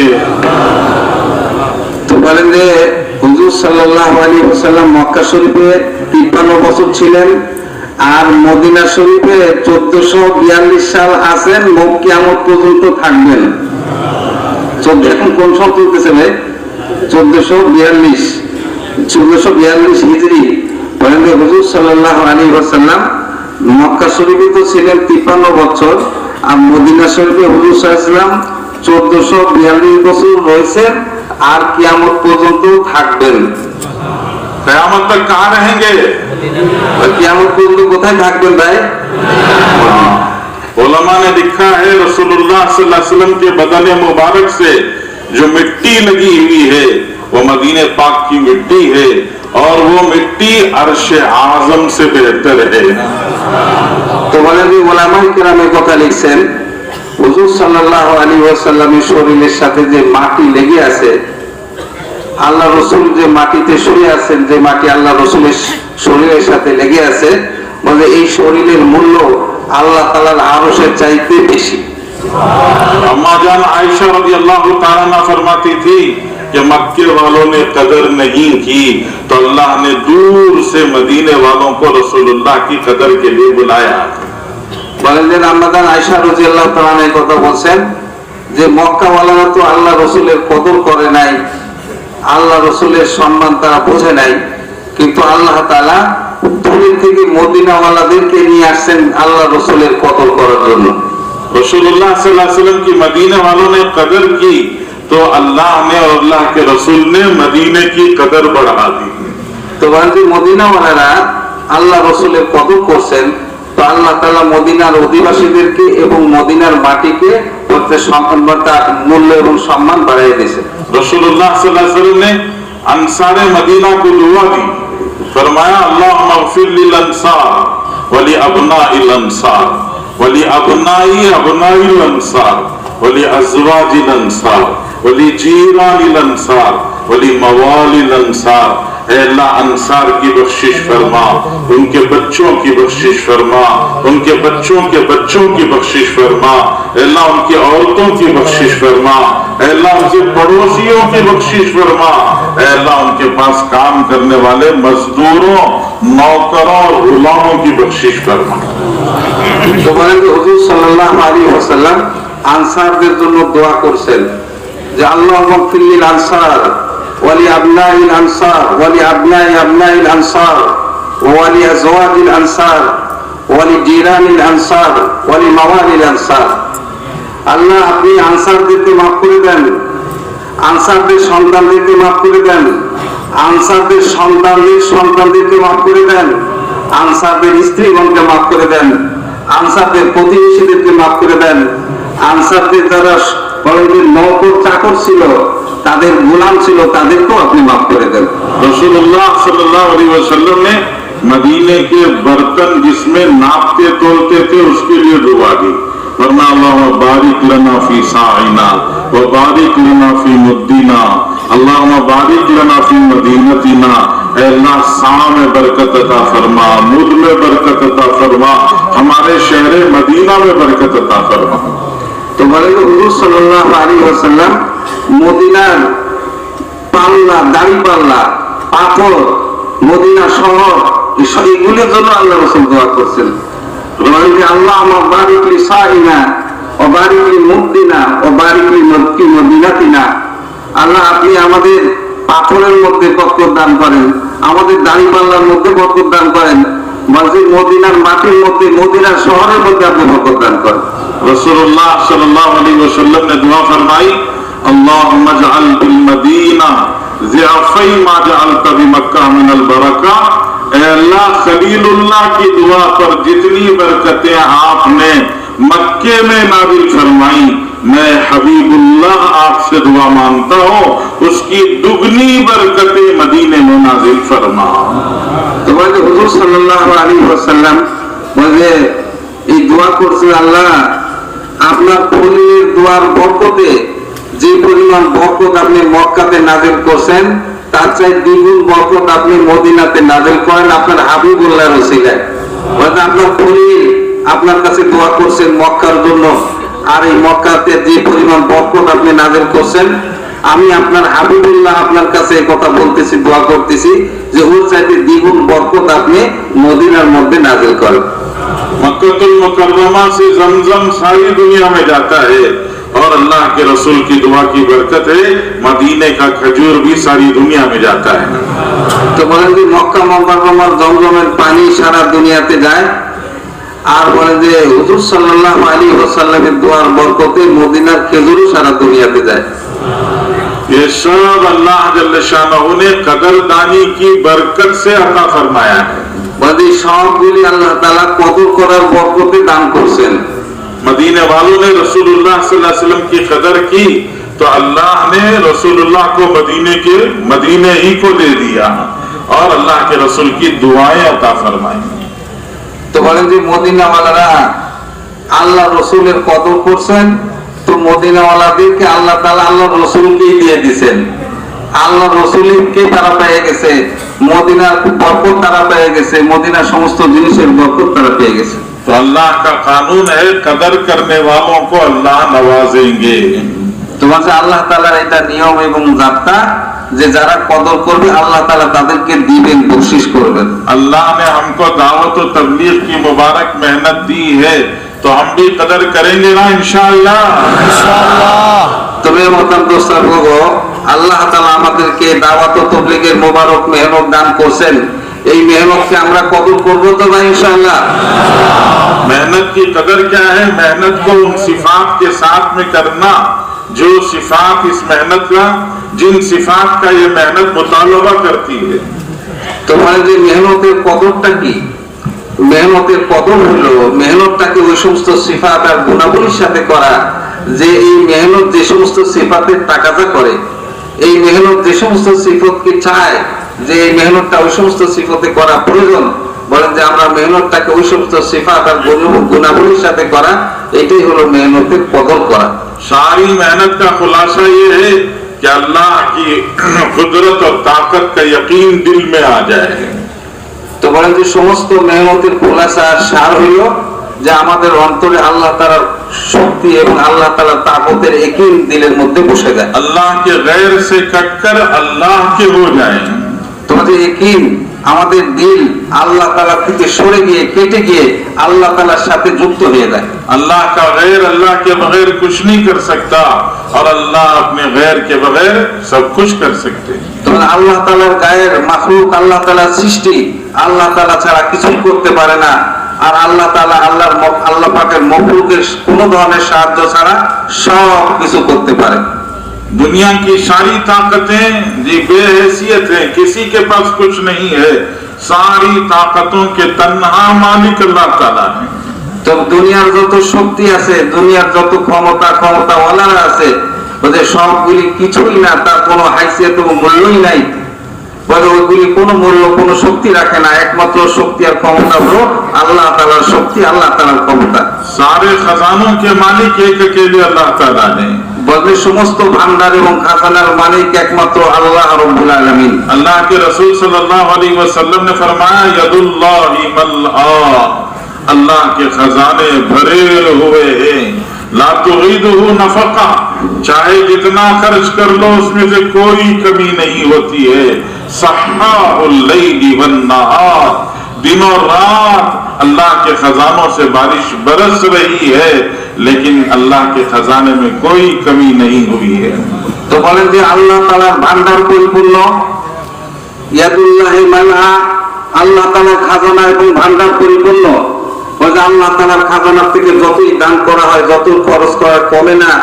আল্লাহ তাআলার ভান্ডার এবং আল্লাহ তাআলার খাজানা সব সময় পরিপূর্ণ। যতই সেখান থেকে দান করা হয়, খরচ করা হয়, আল্লাহ তাআলা যতই বান্দাদেরকে সেখান থেকে দেন, ওই তার মধ্যে কোনো ধরনের কমি আসে না, কোনো ধরনের বলেন যে কমতি আসে না। আর আল্লাহ তাআলা তো রাত দিন তার বান্দাদেরকে, তার মখলুককে আল্লাহ তাআলার ভান্ডার থেকে নিয়ামত সমূহ দিতেই আছে। अल्लाह की अजमत और उसकी किबरियाई का दिल में यकीन रखना। আল্লাহ তাআলার আজমত আর বড়াই, আল্লাহ তাআলার আজমত আর বড়াইয়ের यकीन দিলের মধ্যে, আমাদের দিলের মধ্যে আসে। এটার यकीन হয় যে আল্লাহ তাআলাই সবচাইতে বড় এবং বড় হওয়ার অধিকার আল্লাহ তাআলার। এই यकीन আর বিশ্বাস আমাদের দিলের মধ্যে দিলের মধ্যে পয়দা হয়। दुनिया की ताकत की हैसियत क्या है? दुनिया तरक्की कर ले, चाहे जितनी तरक्की कर ले, उसकी ताकत की हैसियत क्या है? अभी हम सबको नजर आ गया है। তো বলেন যে দুনিয়া যতই উন্নত হোক না কেন, দুনিয়ার শক্তি যতই উন্নতি লাভ করুক, বলে তার হাইসিয়ত, তার মূল্য কতটুকু, বলে নিকট ভবিষ্যৎ অতীতে আমরা ভালোভাবে দেখে নিচ্ছি যে দুনিয়াওয়ালা এবং দুনিয়াদারদের শক্তি কতটুকু। दुनिया को गुरूर हो गया था और दुनिया वाले ये समझने लगे थे कि सब हमारे कब्जे में आ गया है, सारी दुनिया हमारी मुट्ठी में आ गई है। लेकिन अल्लाह ताला ने एक मामूली से जुर्सुमा से दिखा दिया कि तुम्हारा कुछ नहीं है, सब अल्लाह का है। তো বলেন যে দুনিয়াদারদের আত্মগর্ব সৃষ্টি হয়ে গেছিল, তারা ধোঁকার মধ্যে পড়ে গেছিল যে, এবং তাদের দিলের মধ্যে কথা আসছিল যে আমাদের হাতে সবকিছু, আমাদের সমস্ত ক্ষমতা আমাদের হাতে, পুরা দুনিয়া আমাদের মুঠার মধ্যে, আমরা যা করবো তাই হবে। তুমি বলতাম দোস্তার নগর, বলেন যে আল্লাহ তাআলা দেখাই দিয়েছেন যে তোমাদের হাতে কিছুই না, সামান্য একটা পয়গম, বলেন যে একটা জীবাণু, বলে সামান্য একটু জীবাণু দিয়ে তাদেরকে দেখাই দিয়েছেন যে দেখো তোমাদের হাতে কিছুই নাই, সব কিছু আল্লাহ তাআলার হাতে। हजरत मौलाना उमर साहब पालनपुरी रहमतुल्लाह अलैह कुरान की एक मिसाल से समझाते थे, फरमाते थे कि कोई घर, मालिक ने घर को वीरान छोड़ दिया, महीना 2 महीना 6 महीने 8 महीने साल तक घर वीरान हो गया। उस वीरान घर में मकड़ियों ने जाला तन दिया, हॉल में भी मकड़ी का जाला, बेडरूम में भी मकड़ी का जाला, वो रूम में भी मकड़ी का जाला, अलमारी पर भी मकड़ी का जाला, सब जगह मकड़ी ने जाला तन दिया। और जब सारी जगह पर मकड़ी का जाला तन गया तो एक दिन मकड़ियों ने जी कॉन्फ्रेंस की, एक कोने से उधर कोने से उधर कोने से चारों तरफ से बुलाया, एक तरफ से गोरे मकड़े को बुलाया, दूसरी तरफ से एक लाल मकड़ी को बुलाया, एक कोने से एक काली मकड़ी को बुलाया और सब मिलकर जी बीच हॉल में राउंड टेबल कॉन्फ्रेंस करके कहने लगे कि सारे घर पे हमारा कब्जा हो गया है। तुम्हें मोहतरम दोस्तों मेहमान बोलें कत हजरत मौला उमर पारानपुरी साहेब रहमतुल्लाह अलैहि এই দুনিয়াদারদের একটা মেসাল দিতেন। তো মেসালই দিতেন যে বলেন যে এক ঘর, সেখানে মানুষ বসবাস করে না, বিরান পড়ে আছে, অনাবাদ অবস্থায় পড়ে আছে। তো বলেন যে সেখানে মাকড়াসা জাল বুনছে, সমস্ত সব রুমের মধ্যে মাকড়াসা জাল বুনছে, ল্যাট্রিনের ভিতরে মাকড়াসা জাল বুনছে, সমস্ত হল ঘরের মধ্যে মাকড়াসা জাল বুনছে। বলেন যে এরপরে মাকড়াসা তারা ভাবছে যে মানে এখন পুরা ঘরের মধ্যে তো আমাদেরই দখল, আর তো কেউ এখানে নাই। তো বলে একদিন তারা কনফারেন্স করছে, মাকড়াসার কনফারেন্স। তো বলেন যে ওই কোণা থেকে সাদা মাকড়াসা একটা লয়েছে, এই কোণা থেকে বলেন যে গোড়া রঙের একটা মাকড়াসা লয়েছে। বলে সমস্ত মাকড়াসা সব এদিক সেদিক থেকে নিয়ে এসে কয়েকজনকে আইনে তারপরে বলে মাঝখানে গোল টেবিল কনফারেন্স করতেছে এবং তারা এ কথা ধারণা করছে যে এই ঘরের মধ্যে পুরা বলেন যে কবজা এবং পুরা করায়ত্তে ঘর পুরা আমাদের দখলে, তো এই পুরা ঘরটা এখন আমাদের দখলের মধ্যে এসে গেছে। लेकिन हम सब जानते हैं कि जिस दिन मालिक आएगा वो अपने हाथ में झाड़ू लेके आएगा और एक झाड़ू लगाएगा तो सारे का सारा साफ हो जाएगा। अल्लाह जल्ले शानहू ने फरमाया इन्ना औहनल बुयूती लबैतुल अनकबूत, कि सबसे बूढ़ा और कमजोर घर मकड़ी का जाला होता है। तो বলেন যে কিন্তু যেদিন ঘরওয়ালা আসবে সেদিন তো সে ঝাড়ু নিয়ে আসবে, ঝাড়ু হাতে করে আসবে, আর একবার যে ঝাড়ু চালায় দিবি যে সব মাকড়াসার জাল খতম। তো বলেন যে আল্লাহ রাব্বুল আলামিন কোরআনে পাকের মধ্যে ইরশাদ করছেন ইন্না আওহানাল বুয়ুতি লাবাইতুল আনকাবুত, বলে সবচাইতে দুর্বল ঘর হলো মাকড়াসার ঘর। दुनिया को गुरूर हो गया था, लेकिन अल्लाह ताला ने दिखा दिया कि इस दुनिया में अल्लाह की चलती है। माशा अल्लाह कान व मा लम यशा लम यकुन, जो अल्लाह चाहते हैं वो होगा, अल्लाह न चाहे तो फिर कुछ नहीं होगा। তো বলেন যে ওই যে দুনিয়াওয়ালা তাদের মধ্যে তো আত্মগর্ব এসে গেছিল, তারা ধোঁকার মধ্যে পড়ছিল।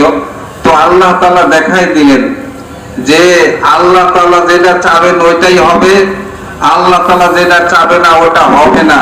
মাশা আল্লাহু কান ওয়া মা লাম ইয়াশা লাম ইয়াকুন, আল্লাহ তাআলা যেটা চাবেন ওইটাই হবে, আল্লাহ তাআলা যেটা চাবেন না ওইটা হবে না।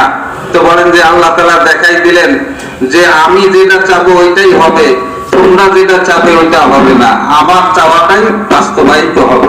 अल्लाह जल्ले शानहू ने सूरह वाक़िया में इंसान की ताकत और उसकी हैसियत को समझाया है। अल्लाह जल्ले जलालहू मन वाला फरमाते हैं फलौला इज़ा बलगतिल हुल्क़ूम, कि पुराने जमाने में लोग घरों में मरते थे, तो जब घर में मरते तो मरने वाले को सब रिश्तेदार मरता हुआ देखते थे और इबरत हासिल करते थे। आज का नया दौर है, नए दौर में लोग घरों में नहीं मरते हैं, आमतौर से दो जगह मरते हैं, या तो रास्तों पर एक्सीडेंटों में मरते हैं या अस्पताल की आईसीयू यूनिट में अकेले मर जाते हैं। पुराने जमाने में लोग घरों में मरते थे, तो जब घर में मरने लगते तो सब रिश्तेदार जमा हो जाते और उसको मरता हुआ देखते थे। क्या है, मौत आ रही है, उसके पैर ठंडे हो गए थे, पैर के तलवे छू के देखते, कहा पैर ठंडे हो गए। फिर हथेलियां रगड़ के देखते, कहा कि हाथ की हथेलियां भी ठंडी हो गई। फिर माथा छू के देखते, कहते माथा भी ठंडा हो गया।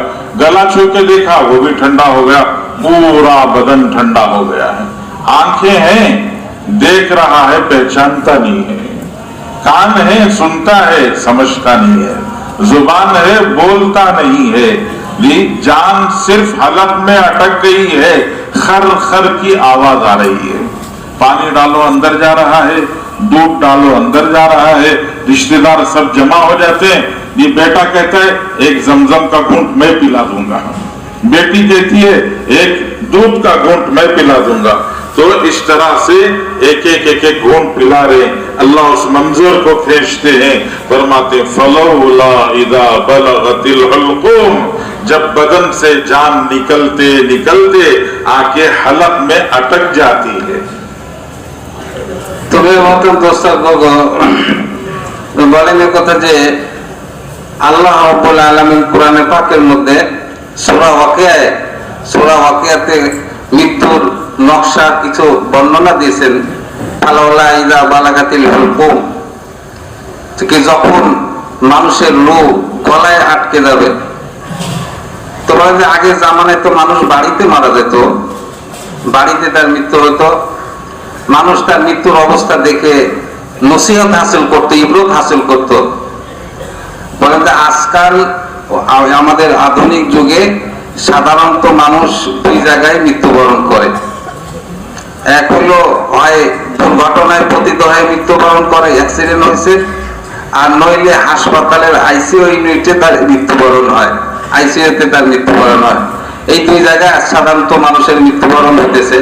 কিন্তু আগের জামানায় তো এগুলি এত যানবাহন ছিল না, আর কোথায় আইসিইউ আর কোথায় এত হাসপাতাল ছিল না। তো মানুষ সাধারণত বাড়িতে মারা যেত।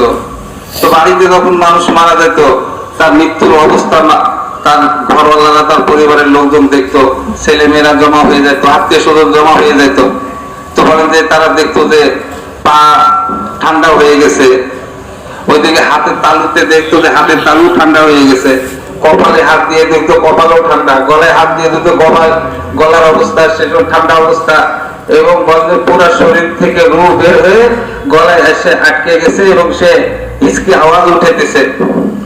তুমি বলেন যে আগের জামানায় এরকম মানুষ ঘরে মরতো, ঘরে তার মৃত্যু হতো, পাও ঠান্ডা হয়ে যেত, হাত ঠান্ডা হয়ে যেত, কপাল ঠান্ডা হয়ে যেত, তারপরে গলার মধ্যে তার রূহ এসে আটকে যেত। বলেন যে কেউ একটু পানি দিতেছে, পানি তো গলা দিয়ে নিচে যাইতেছে, কেউ একটু দুধ দিতেছে, সেটাও গলা দিয়ে নিচে যাইতেছে। ছেলে বলতেছে যে আমি আব্বাকে একটু জমজমের পানি খাওয়াই দিই শেষবারের মতো, মেয়ে বলতেছে আমি একটু শেষবারের মতো দুধ খাওয়াই দিই। এভাবে সকলেই তার সামনে বসা তার মৃত্যুর অবস্থাকে দেখতেছে।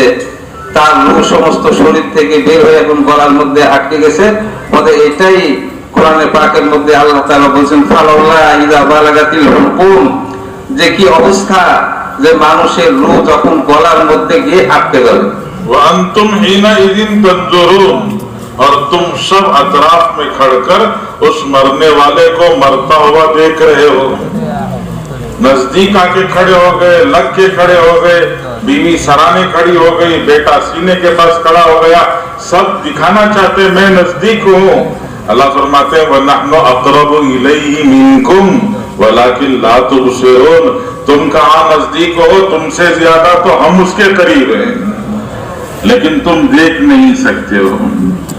फिर अल्लाह ताला फरमाते हैं कि तुम कहते थे ना दुनिया के अंदर आवाज लगती थी, कहते थे कि पैसा है तो सब कुछ है, ये दुनिया में सारी चीजें चलेंगी।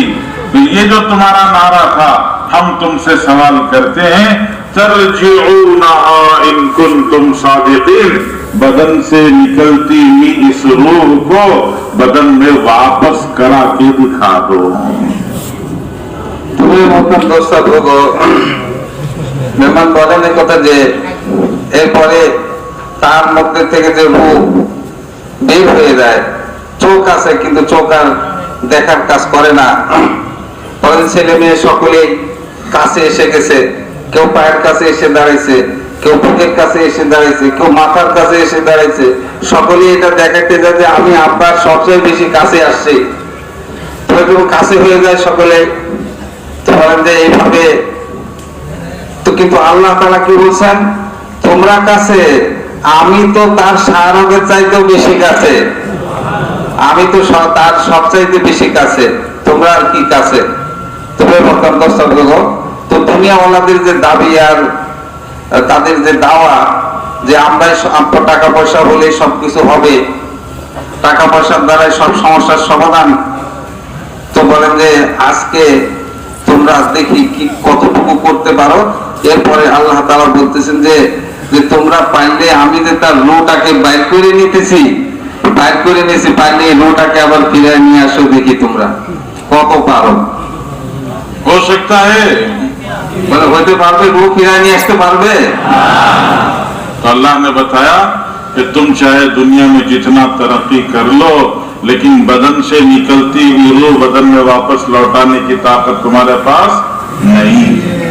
তো বলেন যে আল্লাহ তাআলা বলছেন এই কথা যে তোমরা যতই উন্নতি করে নাও, যতই আধুনিকতার মধ্যে তোমরা পড়ো না কেন, যতই আধুনিকতার ছোঁয়া তোমাদের লাগুক না কেন, আমি যে রূহ তোমার শরীর থেকে বের করছি, কোন মানুষের শরীর থেকে যে রূহ আমি বের করছি, এই রূহকে তোমরা কখনো ফিরাতে পারো না। ये कायनात अल्लाह की मशीयत की कायनात है कि यहाँ वो होगा जो अल्लाह चाहेंगे। তো বলেন যে এই সমস্ত জগৎ আল্লাহ তাআলার চাওয়ার অধীন। আল্লাহ তাআলা যেটা চাইবেন ওটাই হবে, আল্লাহ তাআলা যেটা চাবেন না ওটা হবে না। तो मेहनत करते करते हमें भी अपने दिल में अल्लाह की जात का भरोसा, अल्लाह पर यकीन बनाना है, बिठाना है, और हमें बार बार देखते रहना है कि अल्लाह पर तवक्कुल भरोसा आया कि नहीं आया।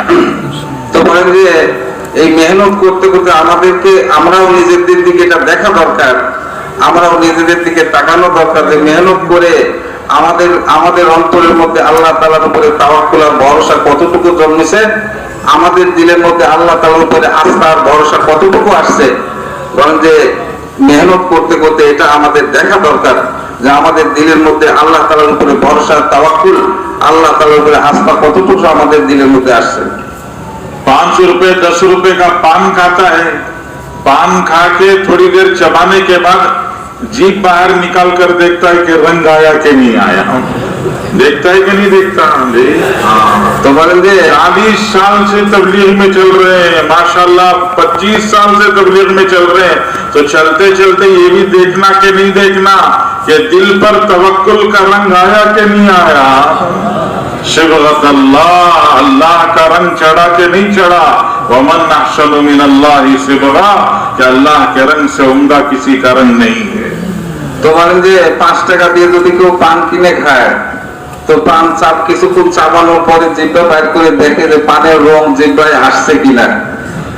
তবে মতাব দস্তার লোক এতদিন 30-40 বছর যে আমরা তবলিগের মেহনত করতেছি, জানমাল খরচ করতেছি, তো আমাদেরও তো একটু তাকানো দরকার, দেখা দরকার যে দিলের মধ্যে তাওয়াক্কুলের রংটা আসছে কি আসে নাই, আল্লাহ তাআলার উপরে আস্থা এবং ভরসার রং দিলের মধ্যে পয়দা হয়েছে কিনা। সিবগাতাল্লাহ বলছে আল্লাহর রঙে তোমরা রঙিন হও। ওমান আহসানু মিনাল্লাহি সিবগা, আল্লাহর রঙের চেয়ে উত্তম রং আর কার হতে পারে? তাহলে আল্লাহর রঙে রঙিন হও মানে আল্লাহর গুণে গুণান্বিত হও। अल्लाह के रास्ते में रगड़े खाते खाते, गश्तों में, मुलाकातों में, 3 दिन में, चिल्ले में, 4 महीने में, अंदरून में, बैरून में रगड़े खाना है। यही मुलाकातों में, मेहनतों में कुर्बानी देकर आदमी रगड़े खा रहा है। तो रगड़ खाते खाते खाते उसके दिल साफ हुआ कि नहीं हुआ ये भी देखना है कि दिल पाक हो जाए और दिल में ये दिल की आंख रोशन हो जाए। दिल की आंख का रोशन होना क्या? दिल के अंदर तकवे का आ जाना है। तुम्हें মতন দর্শক বলেন যে এই যে আমরা এতদিন ধরে তবলিগের মধ্যে ঘষা খাইতেছি, তবলিগের মধ্যে জানমাল খরচ করতেছি, গাছ করতেছি, তালিম করতেছি, 3 দিনের জন্য বের হইতেছি, চিল্লায় যাইতেছি, 3 চিল্লায় যাইতেছি, দেশে সফর করতেছি, বিদেশে সফর করতেছি, এই যে সব যে ঘষা মাজা, এই সবগুলি যে মেহনত আর মুজাহাদা, বলে যে এটা যে মেহনত আর মুজাহাদা যে আমি করলাম, তা আমাকে তো একটু দেখা দরকার যে দিলটা পরিষ্কার হইল কিনা, গায়রুল্লাহ থেকে আল্লাহ তাআলার গায়রের থেকে দিলটা সাফ পরিষ্কার হইল কিনা, আল্লাহ দিলের মধ্যে আসলো কিনা, এবং দিলের চোখে আলো, দিলের চোখের মধ্যে আলো আসছে কিনা, অন্তর চক্ষু পয়দা হয়েছে কিনা। অন্তর চোখের মধ্যে আলো আসছে কিনা। তোমার অন্তরের চোখের আলো আসার কি অর্থ? তোমার অন্তরের মধ্যে আল্লাহ তাআলার ভয় এবং তাকওয়া আসা। हुदल लिल मुत्तकीन, अल्लाह ने फरमाया हुदल लिल मुत्तकीन, मुत्तकियों के लिए हिदायत का जरिया है। उलमा फरमाते हैं रास्ता चलने के लिए दो रोशनियों की जरूरत होती है, आंख की भी रोशनी, बाहर की भी रोशनी। सूरज की रोशनी या लाइट की रोशनी या टार्च की रोशनी, दो रोशनियां होंगी तो आदमी रास्ता चल सकेगा। दो में से एक रोशनी कम हो गई तो फिर रास्ता चलना मुश्किल हो जाता है। तो फरमाया ऐसे ही अल्लाह ने फरमाया हुदल लिल मुत्तकीन, किताबुल्लाह कुरान मजीद अल्लाह के रसूल ये तो रोशनी ही रोशनी है। जब तुम्हारे दिल में तकवा की रोशनी आएगी तो फिर दीन पर चलना आसान हो जाएगा। तुम्हें मोहतरम दोस्तों বলেন এই কথা যে কোন জিনিস কোন বস্তু নজরে আসার জন্য দুই ধরনের আলোর প্রয়োজন হয়। এক হলো চোখের আলো, চোখের মধ্যে আলো থাকতে, অন্ধ ব্যক্তি কোনো জিনিস দেখে না। আর একটা বাইরের আলো থাকতে হবে, সূর্যের আলো নতুবা লাইটের আলো, টর্চ লাইটের আলো, যেটাই হোক বাইরের আলোটাও থাকতে হবে। তো এই দুই আলোর দ্বারা মানুষ বাইরের কোনো বস্তু তার দৃষ্টিগত হয়, সে দেখতে পারে। কোনোভাবে বলতে হক আর বাতিলের মধ্যে পার্থক্য করার জন্য আল্লাহ তাআলার হুকুম আকামকে যাচাই করার জন্য বলেন যে দুইটা আলোর প্রয়োজন হয়। এক হলো আল্লাহর কিতাবের আলো, আল্লাহর রসুলের হাদিস সমূহের আলো, আল্লাহ রসুলের বাণী সমূহের আলো। বলছে আল্লাহর কিতাব তো নূরই নূর, আলোই আলো। আল্লাহ রসুলের কথার মধ্যেও নূর আর আলো রয়েছে। তবে এক হলো কোরআন ও হাদিসের আলো, এটা হলো বাহিরের আলো, আর ভিতরের আলো লাগবে আমার দিলের তাকওয়ার আলো লাগবে। তো বলেন যে হুদালুল মুত্তাকিন, মুত্তাকিনদের জন্য হেদায়েতের সবব এবং কারণ। তো কাজেই কোরআন ও হাদিসের আলো যদি থাকে আর সাথে সাথে তাকওয়ার আলো যদি থাকে, তোমার ওই ব্যক্তি বলেন যে তখন সে হক আর বাতিলের মধ্যে পার্থক্য করতে পারবে, আর হক কোনটা বাতিল কোনটা সে বুঝতে পারবে। कि दिल की आंख में रोशनी आ गई तो फिर भी नजर आने लगेगा। दिल की आंख में रोशनी नहीं है तो फिर नजर नहीं आएगा। हजरत हकीमुल उम्मत थानवी रहमतुल्लाह अलैह के दो बीवियां थे, दो घर थे। हजरत हकीमुल उम्मत थानवी रहमतुल्लाह अलैह के पास एक देहाती मुलाकात के लिए आया। जब मुलाकात के लिए आया तो अपने साथ में 2 तरबूज हदिये में लेके आया। हजरत हकीमुल उम्मत थानवी रहमतुल्लाह अलैह के पास पहुंच के कहा हजरत ये 2 तरबूज हैं, आप हमारी तरफ से हदिये में कबूल फरमाइए। हजरत ने फरमाया भाई 2 तरबूज क्यों लेके आया, एक लेके आते। तो उसने कहा देहाती ने कि हजरत ये आपके 2 घर है ना, इसके लिए 2 लेके आया हूं। तो हजरत ने फरमाया 2 घर हैं इसीलिए कह रहा हूं, 2 क्यों लेके आया, एक लेके आते। इसलिए कि 2 घर हैं, एक तरबूज 1 केजी का होगा, दूसरा तरबूज 1.25 केजी का होगा। 2 घरों में बराबर बराबर देना है, इंसाफ करना है। एक घर में 1 केजी का दे दिया, दूसरे घर में 1.25 केजी का दे दिया तो नाइंसाफी हो जाएगी। इसलिए मैं तुमसे कहता हूं कि 2 क्यों लेके आए, 1 लेके आते हैं। उसने कहा कि हजरत आपके पास उठने बैठने की वजह से इतनी समझ आ गई है, मैं अलग अलग वजन का लेके नहीं आया हूं, आप तोल के देख लीजिए, दोनों बराबर वजन के हैं, दोनों बराबर वजन के आपके पास लेके आया हूं। तुम्हें मोहतरम दोस्तों বলেন কথা যে ওই দিলের আলোর দিলের চোখের মধ্যে আলো আসতে হবে, তবেই হক আর বাতিল নজরে আসবে। দিলের চোখে অন্তর্দৃষ্টি যদি হাসিল না হয়, অন্তরের দৃষ্টি সম্পন্ন যদি আমি হতে না পারি, তবে হক আর বাতিল আমার সামনে প্রকাশ পাবে না। তোমার হযরত বুজুর্গদের ঘটনা উনি বলছেন, হযরত থানভী রহমতুল্লাহ একটা ঘটনা উনি বলছেন। হযরত থানভী রহমতুল্লাহ আলাইহির 2 জন বিবি ছিলেন, 2টা ঘর ছিল। তো ওনার একজন মুহিববিনদের মধ্য থেকে একজন গ্রাম্য ব্যক্তি বেচারা, তো হুজুরের কাছে আসছেন, হযরতের কাছে আসছেন, তো 2টা তরমুজ হাদিয়া স্বরূপ নিয়ে আসছে। তো দুইটা তরমুজ যখন নিয়ে আসছে, তখন থানিম রহমতুল্লাহ তাকে জিজ্ঞাসা করছেন যে ভাই তরমুজ একটা আনতে দুইটা কেন আনলে? তো তখন উনি বলতেছে হযরত আমি যেহেতু জানি যে আপনার দুই ঘর, আপনার দুই সংসার, এজন্য আমি দুইটা আনছি। তবে থানিম রহমতুল্লাহ বললেন যে আরে ভাই দুই ঘর দুই সংসার, এই জন্য তো আমি বলতেছি যে দুইটা কেন আনছো, একটা আনতে। তার কারণ হলো এই যে তুমি দুইটা আনছো, এই দুইটা হয়তো একটা 1 কেজি হবে আর একটা হয়তো 1.25 কেজি হবে। তো কাজে একটা 1 কেজি একটা 1.25 কেজি, এক ঘরে 1 কেজির ওজনের ওয়ালাটা দিলাম আর এক ঘরে 1.25 কেজির ওজনটা দিলাম, তো তো বরাবর হলো না, কারণ আমাকে তো বরাবরই করতে দুই ঘরে সমান দিতে হবে। তো কাজেই দুইটা তুমি দুইটা আনছো, দুই ঘরে যদি দিই তো সমান তো হবে না। তো তখন ওই দেহাতি ব্যক্তি বললেন এই কথা, তো হযরত এই আপনার সাথে উঠা বসা করছি আর এই তরমুজ নিয়ে আমার বলেন যে অনেক তরমুজ নিয়ে আমি নাড়াচাড়া করি। তো বলেন যে উঠা বসা আপনার সাথে করার কারণে আমার এতটুকু আন্দাজ হয়েছে যে তরমুজ দুইটা সমান সমানই আনতে হবে। তা আপনি ওজন করে দেখেন আমার এই দুইটা তরমুজ পুরা সমানই আছে, কোনো কম বেশি নাই। हजरत हकीम उम्मत ने फरमाया अरे भाई इसीलिए तो बोल रहा हूँ 2 क्यों लेके आए, 1 लेके आते। उसने कहा हजरत ये 2 बराबर वजन के लेके आया हूँ, फिर भी आप कहते 1 लेके आते। आके हाँ, एक तरबूज मीठा होगा, दूसरा तरबूज फीका होगा। तो एक बीवी को मीठा चला जाएगा, दूसरी बीवी को फीका चला जाएगा, तो भी तो इंसाफ नहीं होगा। उस देहाती ने कहा हजरत यहाँ तक तो मेरी समझ ने काम किया, उससे आगे मेरी समझ ने काम नहीं किया, इसलिए लेके आ गए हम। तो हजरत ने फरमाया ठीक है, चाकू मंगाया, चाकू मंगाकर दोनों बराबर आधा आधा काटा, तराजू में तोला, तोलकर एक तरबूज का आधा दूसरे तरबूज के आधे के साथ मिलाकर, दूसरे तरबूज का आधा पहले तरबूज के आधे के साथ मिलाकर 2 घरों में रवाना किया।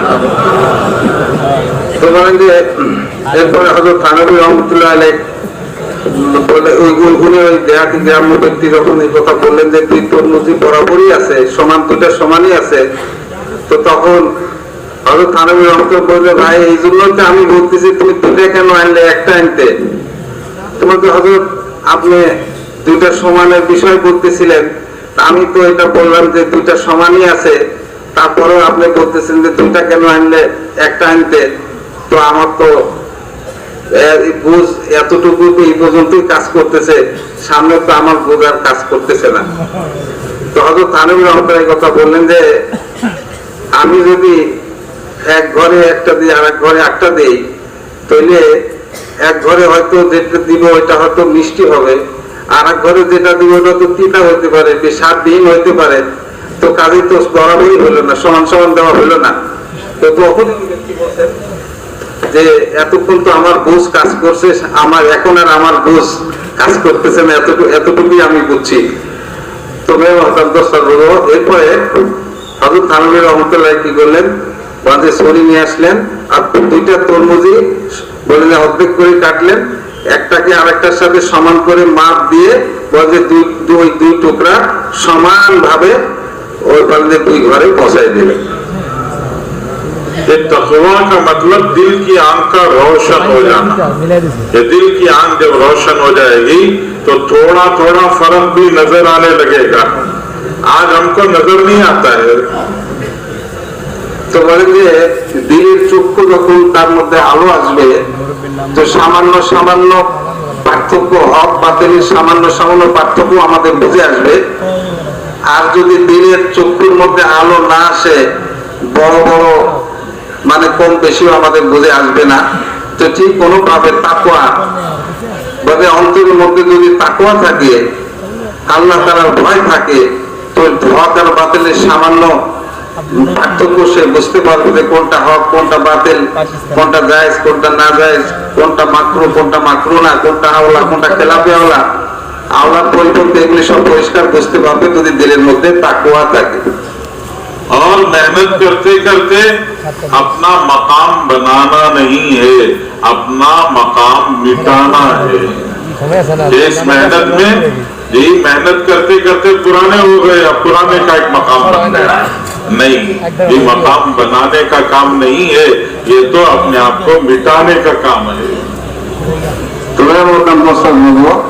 মানে যে মেহনত করতে করতে নিজের একটা স্থান বানায় নেওয়া উদ্দেশ্য না, আমি একটা মেহনত করতে করতে আমার একটা মোকাম বানায় নিলাম, বরং মেহনত করতে করতে আমার নিজেকে মিটায় দিতে হবে, নিজেকে বিলীন করে দিতে হবে, মিটায় দিতে হবে। এটা হলো আমাদের মেহনতের উদ্দেশ্য, যে মেহনত করতে করতে আমি নিজের একটা মোকাম বানায় নিলাম, একটা মর্যাদা ঠিক করে নিলাম, হাইসিয়াত কাম করে নিলাম। মানে এটা নয়, বরং মেহনত করতে করতে তো আমাদের মকামকে মিটায় দিতে হবে, বিলীন করে দিতে হবে, জাতকে বিলীন করে दिते হবে। ये मेहनत तो अपने आप को मिटाने की मेहनत है। हजरत रसूलुल्लाह सल्लल्लाहु अलैहि वसल्लम ने अपने आप को पूरे तौर से झुका दिया।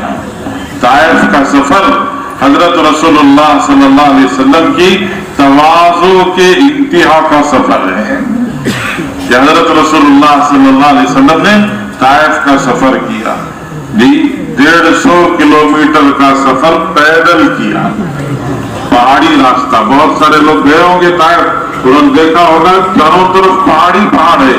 आज रोड बने हैं तो गाड़ियां जा रही हैं, इस पथरीली पहाड़ी रास्ते पर अल्लाह के रसूल ने पैदल कैसे सफर किया होगा। 150 किलोमीटर का पैदल सफर करके आप ताइफ में पहुंचे तो ताइफ वालों ने अरब के मामूल और आदत के खिलाफ हुजूर सल्लल्लाहु अलैहि वसल्लम जो थके मांदे आए हैं उनको लेटने, आराम करने, एक दिन रहने भी नहीं दिया। ये पहले ही पूछा क्यों आए हो। हुजूर सल्लल्लाहु अलैहि वसल्लम ने अपनी दावत पेश की तो तीनों सरदारों ने दावत का इनकार कर दिया। और सिर्फ इनकार नहीं किया, इनकार करके अल्लाह के रसूल सल्लल्लाहु अलैहि वसल्लम से फरमाया कि अभी इसी वक्त आप ताइफ छोड़ के बाहर चले जाओगे। आराम करने का मौका नहीं दिया, आपको थोड़ी देर राहत उठाने का मौका नहीं दिया, कुछ खिलाया पिलाया नहीं, कुछ नहीं, फौरन वापस कर दिया। और आप वापस जाने लगे तो खाली नहीं छोड़ा। अल्लाह माफ फरमाए, अल्लाह के रसूल सल्लल्लाहु अलैहि वसल्लम के पीछे शरीर लड़कों को लगा दिया। रसूलुल्लाह सल्लल्लाहु अलैहि वसल्लम पर पत्थर बरसाने लगे 9 मील तक। 9 मील का मतलब तकरीबन 15 किलोमीटर तक हुजूर को दौड़ाते रहे। गांव तो कब का खत्म हो गया, ताइफ कितना है शहर, 1.5-2 किलोमीटर का शहर है, और हुजूर सल्लल्लाहु अलैहि वसल्लम को 15 किलोमीटर दूर तक दौड़ाते रहे। आप थक के बैठ जाते तो दोनों तरफ से बाजू सहारा देके खड़ा करके दौड़ाते।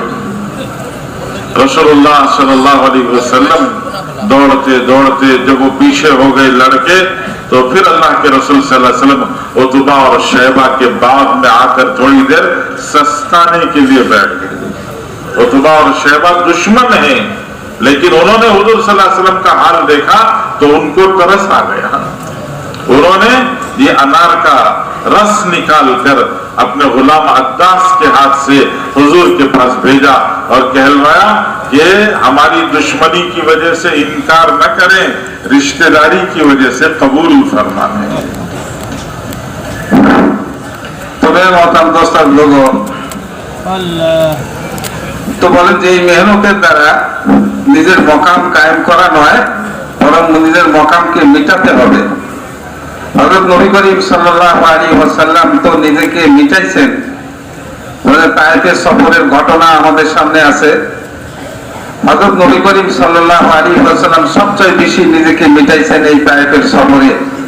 নিজের বিনয়ে শেষ প্রান্তে, মানে শেষ পর্যায়ে দেখেছেন আল্লাহ রাসূল এই তায়েফের যাতায়াতের মধ্যে। হুজুর সাল্লাল্লাহু আলাইহি ওয়াসাল্লাম 150 কিলোমিটার পায়দল চলছেন সেখানে। মক্কা শরীফ থেকে প্রায় 150 কিলোমিটারের দূরত্ব। ওই সময় তো কোনো গাড়ি ঘোড়া ছিল না, পাথরের রাস্তা, পাহাড় চতুর্দিকে। হযরত নবী করিম সাল্লাল্লাহু আলাইহি ওয়াসাল্লাম পায়ে হেঁটে মক্কা থেকে তায়েফে গেছেন 150 কিলোমিটার রাস্তা। ওই চতুর্দিকে পাহাড় পাথর।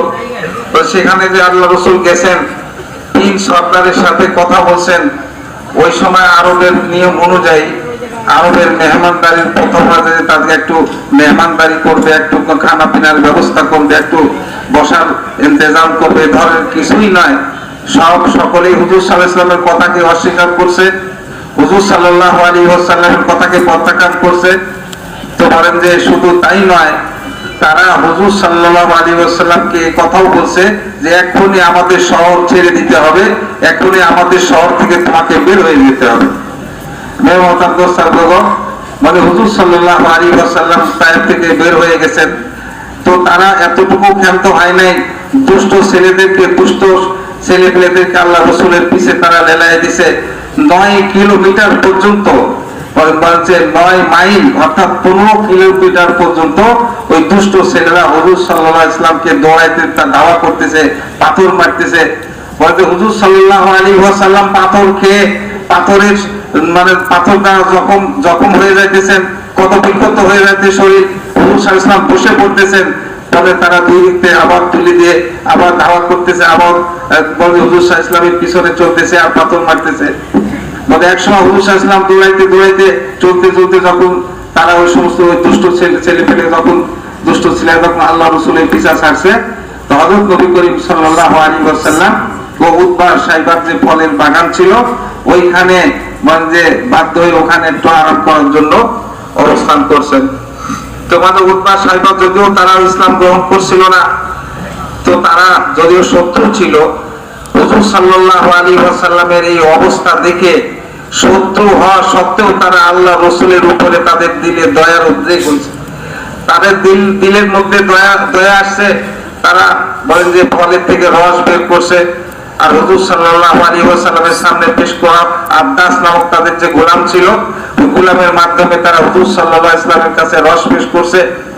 আর এই কথা বলছে যে শত্রুতার কারণে তুমি ইনকার করো না, বরং আত্মীয়তার কারণে তুমি এটা কবুল করো, তুমি রসটা খাও, পান করো। তুমি মোহতারাম দোস্ত বুজুর্গ, বলে হুজুর সাল্লাল্লাহু আলাইহি ওয়াসাল্লাম এভাবে তায়েফের মধ্যে এরকম কষ্ট করছেন আর নিজেকে এত নিচু করছেন, নিজেকে এত মিটাই দিয়েছেন। अल्लाह के रसूल सल्लल्लाहु अलैहि वसल्लम ने वहां जो दुआ की है, वो दुआ आपके आजिजी, तवाज़ो और इंकिसारी की इंतहा है।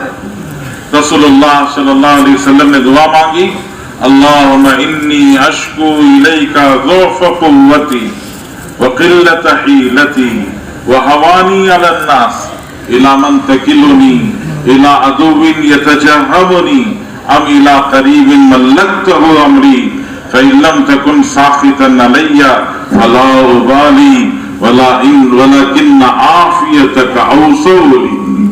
रसूलुल्लाह सल्लल्लाहु अलैहि वसल्लम फरमा, ए अल्लाह, मैं मक्के वालों की शिकायत नहीं, ताइफ वालों की शिकायत नहीं करता, उनके सरदारों की शिकायत नहीं करता, वो बच्चे जवान जिन्होंने पत्थर मारे मुझे उनसे भी कोई शिकायत नहीं है। मुझे शिकायत है, किससे शिकायत है? फरमा ज़ुअफ़ क़ुव्वती, ए अल्लाह मेरी ताकत कम थी, इसकी शिकायत है।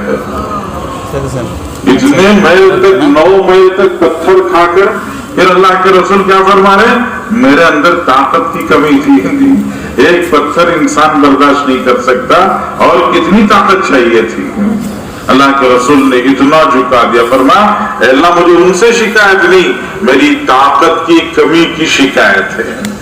फिर फरमाया व क़िल्लत हीलती, अल्लाह मुझे उनको समझाना था, समझाने के लिए जो तरीका, जो अंदाज इख्तियार करना था, अल्लाह शायद उसमें कमी थी जिसकी वजह से उन्होंने कबूल नहीं किया।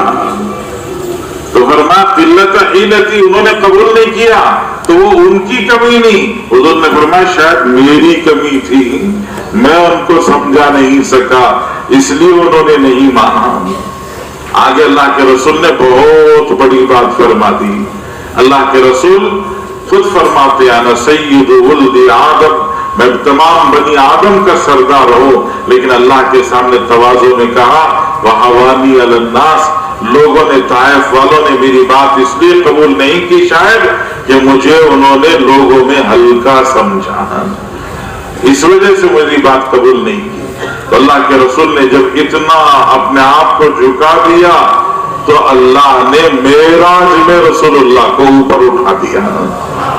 मेराज में सातों आसमानों से आगे, सिदरतुल मुंतहा से आगे, शरीफुल अकलाम से आगे अल्लाह के दरबार में पहुंचा दिया। और अल्लाह के रसूल सल्लल्लाहु अलैहि वसल्लम से अल्लाह ने दी फरमाया, या हबीब उदनो मिन्नी, नबी जी मेरे हबीब नजदीक आ जाइए। हुजूर नजदीक चले गए। फिर दूसरी दफा कहा, या हबीब उदनो मिन्नी, हबीब और नजदीक आ जाइए।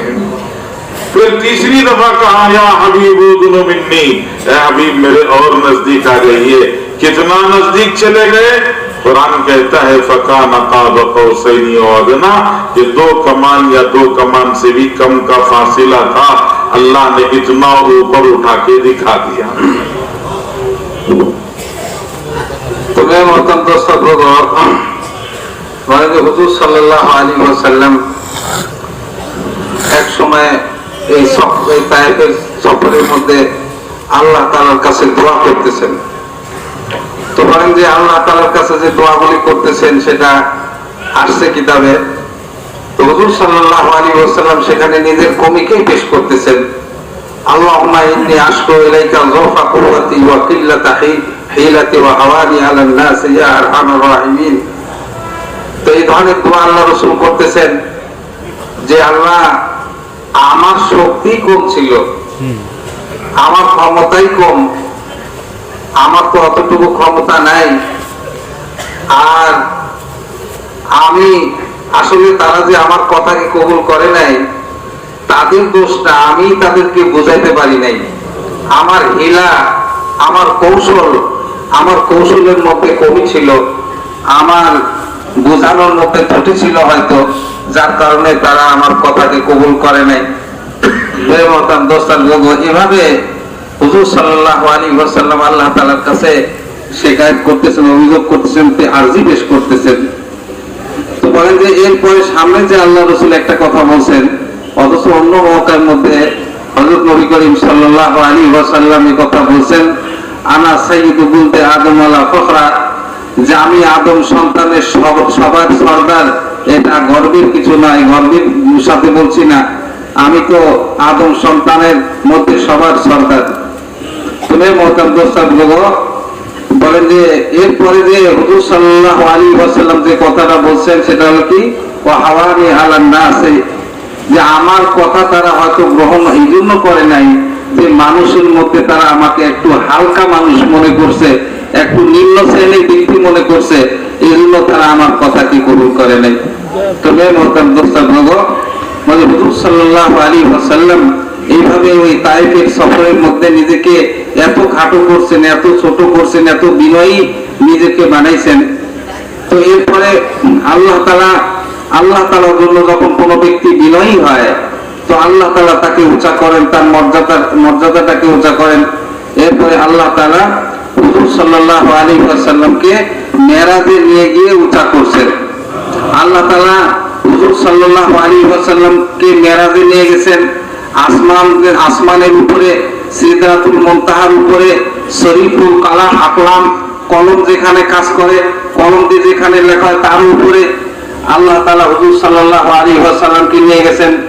এবং সেখানে নিয়ে আল্লাহ তাআলা হুজুর সাল্লাল্লাহু আলাইহি ওয়াসাল্লামকে বলতেছেন, ইয়া হাবিবি উদনু মিন্নি, হে আমার হাবিব আপনি আমার কাছে আসেন। তো আল্লাহ রাসূল কাছে গেছেন। দ্বিতীয়বার আবার বলছেন, ইয়া হাবিবি উদনু মিন্নি, হে আমার হাবিব আপনি আমার আরো কাছে আসেন। আল্লাহ রাসূল আরো কাছে গেছেন। তৃতীয়বার আল্লাহ তাআলা হুজুর সাল্লাল্লাহু আলাইহি ওয়াসাল্লামকে বলছেন, ইয়া হাবিবি উদনু মিন্নি, হে আমার হাবিব আপনি আমার আরো কাছে আসেন। হুজুর সাল্লাল্লাহু আলাইহি ওয়াসাল্লাম আরো কাছে গেছেন। বলেন যে কত কাছে গেছেন কোরআনে পাকের মধ্যে আন্দাজ দেওয়া হয়েছে, বর্ণনা দেওয়া হয়েছে, ফাকানা কাবা কাউসাইনি আও আদনা, যে হুজুর সাল্লাল্লাহু আলাইহি ওয়াসাল্লাম এবং আল্লাহ তাআলার মাঝে ব্যবধান এতটুকু ছিল যেমন একটা ধনুকের দূরত্ব, একটা ধনুক যে পরিমাণ হয় 1.5-2 ফুট, এই পরিমাণ অথবা তার চাইতে কম আল্লাহ তাআলা এবং হুজুর সাল্লাল্লাহু আলাইহি ওয়াসাল্লামের মাঝে ব্যবধান ছিল। মেরে মহতারাম দোস্তারগণ বলেন যে হযরত নবী করিম সাল্লাল্লাহু আলাইহি ওয়াসাল্লাম আল্লাহর জন্য নিজেকে মিটাইছেন, আল্লাহর জন্য নিজেকে বিনয় বানাইছেন, বিনয়ী হয়েছেন। তো আল্লাহ তাআলা তাকে এইভাবে উঁচা করছেন। ঠিক কোনোভাবে আমরাও যদি দিনের জন্য এই দাওয়াতের মেহনতের জন্য নিজেকে মিটাতে পারি, নিজেকে ছোট করতে পারি, তো আল্লাহ তাআলাও আমাদেরকে এভাবে উঁচা করবেন। छोटे बन के रहेंगे, बड़े फायदे में रहेंगे। हजरत जी मौलाना यूसुफ साहब रहमतुल्लाह अलैह एक मरतबा तकरीर कर रहे थे, फजर के बाद का बयान कर रहे थे। एक बच्चा आया, सारा मजमा भर के बैठा हुआ था, जगह नहीं थी।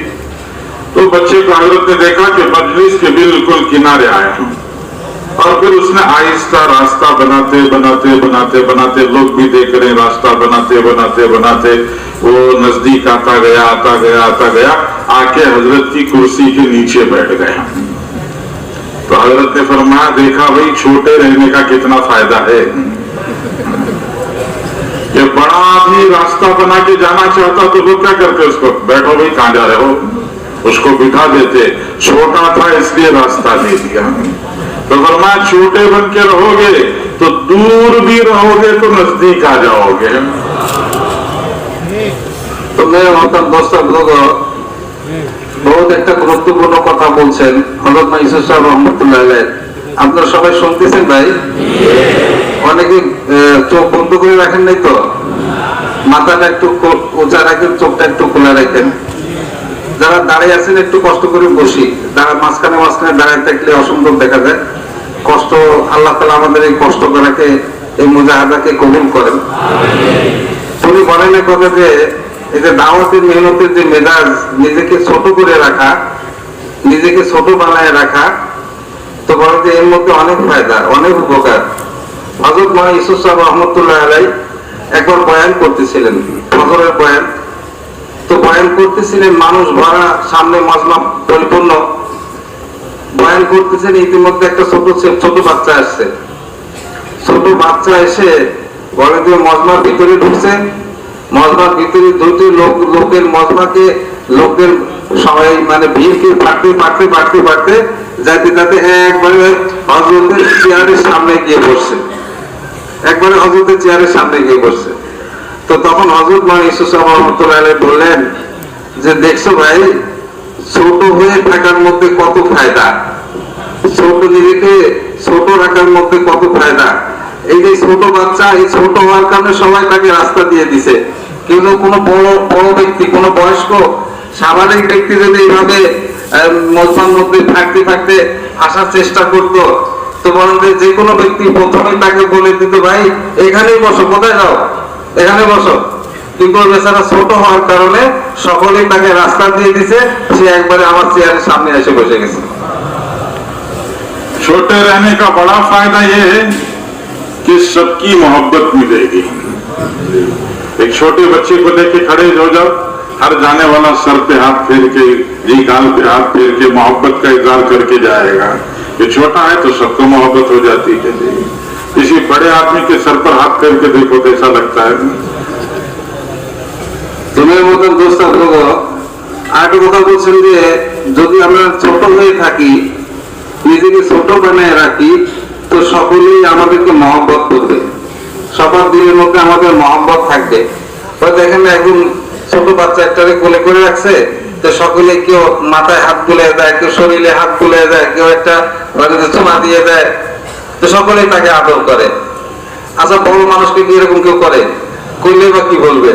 ছোট দেখে সবাই তাকে আদর করে, মহব্বত করে। এই জন্য বলেন যে যদি আমরা নিজেদেরকে ছোট বানায় রাখি, নিজেদেরকে নিচা মানে ছোট করে রাখি, তো সকলের দিলের মধ্যে আমাদের মহব্বত পয়দা হবে। छोटे बन के रहेंगे तो सबसे बड़ा फायदा यह है कि गलती हो जाएगी तो लोग माफ कर देंगे, बोलेंगे भाई छोटा है छोड़ो, गलती हो गई माफ कर देंगे। बड़ा आदमी बन जाएगा तो फिर उसकी गलती लोग माफ नहीं करेंगे। छोटे की बड़ी गलती भी छोटी होती है और बड़े की छोटी गलती भी बड़ी होती है। छोटे बच्चे ने मस्जिद में पेशाब कर दिया, बड़ी गलती है पेशाब करना मस्जिद में, लेकिन लोग क्या कहेंगे, अरे बच्चा है छोड़ो, पानी बहाव खत्म करो उसको।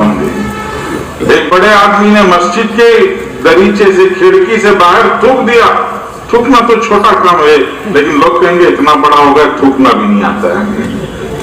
तो छोटे की बड़ी गलती भी छोटी होती है और बड़े की छोटी गलती भी बड़ी होती है। তবে মতাম দর্শক বলেন যে নিজেকে ছোট বানিয়ে রাখার আরেকটা ফায়দা, বড় ফায়দা এই হবে যে আমরা যদি নিজেদেরকে ছোট বানিয়ে রাখি তো আমাদের ভুল ত্রুটি ক্ষমার নজরে দেখা হবে, আমাদের ভুল ত্রুটি মাফ করে দিবে মানুষ, মাফ করে দেয়, ছোট ভুল ত্রুটি হইলে মাফ করে দেয়। বলতে এখন ছোট বাচ্চা যদি ভুল করে, মসজিদও যদি পিশাব করে দেয়, আচ্ছা ঠিক আছে ছোট বাচ্চা করছে কি করবে আর ছেড়ে দাও। আর যদি কোনো বড় মানুষ এরকম করে কি বলে, কোনো সময় মাফ হবে না, ক্ষমা হবে না, সহজে ক্ষমা করতে চাইবে না। তো বলেন যে ওই বড় মানুষের ছোট ভুলও বড় করে দেখা হয়, আর ছোট মানুষের ছোট বড় ভুলও ছোট ছোট হিসাবে দেখা হয়। যে বড় সে যদি সামান্য ভুলও করে ওই ভুলটা বড় আকারে প্রকাশ পায়, বড় করে দেখা হয়। আর ছোট ব্যক্তি ছোট, সে যদি বড় ভুলও করে তো ওটা ছোট হিসাবে দেখা, এটা মানে ক্ষমাসূত্র দৃষ্টিতে দেখা হয়, তাকে ক্ষমা করে দেওয়া হয়। তো বলেন যে একটা ছোট বাচ্চা যদি ঘরের মধ্যে মসজিদের মধ্যে পেশাবও করে দেয়, তো বলছে ঠিক আছে ছোট বাচ্চা কোথায় কি করবে ছাড়ো। আর একজন বয়স্ক ব্যক্তি যদি মসজিদের জানালা দিয়ে থুক দেয়, একটু বেশ কম হইলে বলছে দেখছো কিরকম বেকুব, থুতু ফিরতেও জানে না। এগুলো মতাম যদি আমরা নিজেদেরকে ছোট বানায় রাখি, ছোট করে রাখি, তো আমাদের ভুল ত্রুটি মাফ হবে, আমাদেরকে মানুষ মাফ করে দিবে। আর যদি আমরা বড় নিজেকে বড় করে রাখি, সামান্য ভুল হলেও ধরা পড়ে যাবো। तो छोटे बन के चलेंगे ना इंशाअल्लाह, छोटे बन के चलेंगे तो आखिर तक चलते रहेंगे इंशाअल्लाह। और हम बैठ जाएं तो लोग लेकर चले जाएंगे इंशाअल्लाह, लोग साथ लेके जाएंगे इंशाअल्लाह। তো বলেন যে কি বলেন ভাই, আমরা সকলে ছোট হয়ে থাকবো তো ইনশাআল্লাহ? নিজেকে ছোট বানায় মেহনতের মধ্যে থাকো তো। তো বলেন যে ছোট হয়ে যদি থাকি, নিজেকে যদি ছোট বানায় রাখি, তুমি শেষ পর্যন্ত চলতে পারবো, একবারে মঞ্জিলে মকসদ পর্যন্ত চলতে পারবো। আর যদি ছোট থাকা অবস্থায়, নিজেকে ছোট রাখা অবস্থায় যদি বসেও পড়ি, তো অন্যরা ছোটদের নিয়ে আমাকে উঠায় নিয়ে চলে যাবে, আমাকে সাথে নিয়ে যাবে, তারা আমাকে সাথে নিয়ে চলবে। এই জন্য নিজেকে ছোট বানাই মেহনতের মধ্যে যদি আমরা চলি, শেষ পর্যন্ত চলতে পারবো। আর কোনো কারণে যদি আমি বসেও যাই, যেহেতু ছোট, এজন্য ছোট হলে একটু উঠায় নিয়ে চলে যাবে মানুষ, তা আমাদেরকে মানুষ উঠায় নিয়ে সাথে নিয়ে চলবে। और इस मेहनत में हमें मरते दम तक चलना है जी। कब तक चलना है? मरते दम तक चलना है जी। हजरत मौलाना उमर साहब पालनपुरी रहमतुल्लाह अलैह फरमाते थे कि करते करते मरना है, मरते मरते करना है। তো এই মেহনত তো আমাদেরকে মত পর্যন্ত করতে হবে, মৃত্যু পর্যন্ত এই মেহনত আমাদের করতে হবে। হযরত মওলানা পালনপুরি সাহেব রহমতুল্লাহ আলাইহি কথা বলতেন যে করতে করতে মরতে হবে, আর মরতে মরতে করতে হবে, করতে করতে मरना और मरते मरते करना।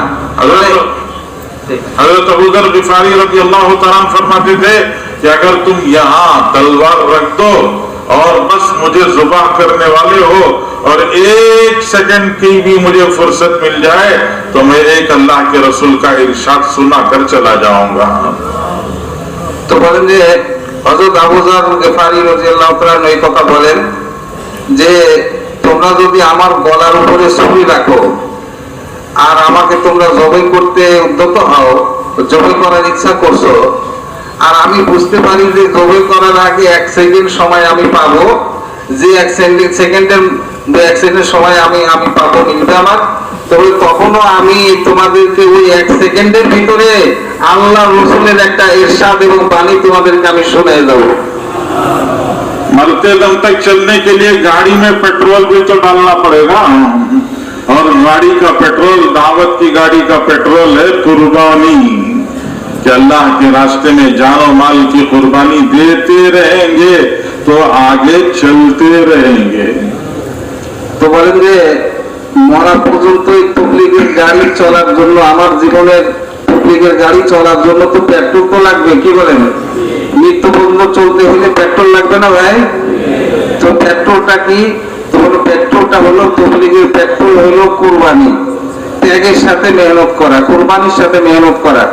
যদি আমি কুরবানির সাথে মেহনত করি তো বলে মৃত্যু পর্যন্ত আমি মেহনত নিয়ে চলতে পারবো। कुर्बानी देते रहेंगे, अल्लाह ताला आगे बढ़ाते रहेंगे। हजरत मौलाना उमर साहब पालनपुरी रहमतुल्लाह अलैह फरमाते थे कि तबलीग में चबूतरा नहीं बनना है बल्कि सीढ़ी बनना है कि जहां पहुंचे कुर्बानी देकर और आगे बढ़ो, कुर्बानी देकर और आगे बढ़ो, कुर्बानी देकर और आगे बढ़ो। कोई मकाम ऐसा नहीं बना लेना कि चबूतरा अब उसकी सतह खत्म हुई, आगे कुछ नहीं है। तो हम सीढ़ी बने कि अल्लाह के दीन के लिए जानो माल लगाते हुए आगे बढ़ते रहे। তুমি বলছেন দোস্ত বলে কথা যে আমরা যদি কুরবানির সাথে দাওয়াতের মেহনতটা করি, কুরবানির সাথে যদি দাওয়াতের মেহনতে থাকি তো আমরা আগে বাড়তে পারবো, সামনে চলতে পারবো। বলে হযরত ওমর পালনপুরি সাহেব রহমতুল্লাহ আলাইহি কথা বলতেন যে তাবলীগের জন্য চতুর্থ না বানানো, সিঁড়ি বানানো। চতুর্থ মানে চত্বর ধরেন, সমান জায়গা, ছাদের মতো, সামনে আর উপরে যাওয়ার কোনো ব্যবস্থা নেই। চত্বর না বানাই, বরং আমরা সিঁড়ি বানাই, একের পর এক আমরা কোরবানি করতে থাকবো। আর এই কোরবানির দ্বারা আল্লাহ তাআলা আমাদেরকে উপরের দিকে উঠার তৌফিক দান করবে। गाड़ी में पेट्रोल नहीं डालेंगे तो चलती हुई गाड़ी रुक जाएगी। तो चलती हुई गाड़ी रुकेगी तो बीच रास्ते में रुकेगी या रास्ते के किनारे रुकेगी? जी, बीच रास्ते में रुक जाएगी। और जो बीच रास्ते में गाड़ी रुकेगी वो बहुत सारी पीछे गाड़ियों को रोक देगी। बीच रास्ते में रुक गई, पीछे से जो गाड़ियां आ रही हैं वो सब गाड़ियां भी पीछे रुक गई। तो खुद नहीं रुकेंगे, बहुत सारों के लिए पीछे रुकावट का जरिया बन जाएंगे। इसलिए कुर्बानी का पेट्रोल डालते रहना ताकि हमारी गाड़ी आगे बढ़ते रहे। अगर कोई गाड़ी बीच रास्ते में रुक जाए तो क्या करते हैं, पीछे वाले हॉर्न बजाते रहते हैं। पीछे वाले हॉर्न बजाते हैं। जी, हॉर्न बजाने से क्या होगा भाई, नीचे उतरो, उतर के देखो गाड़ी क्यों रुक गई है। जी, अब गाड़ी पेट्रोल नहीं होने की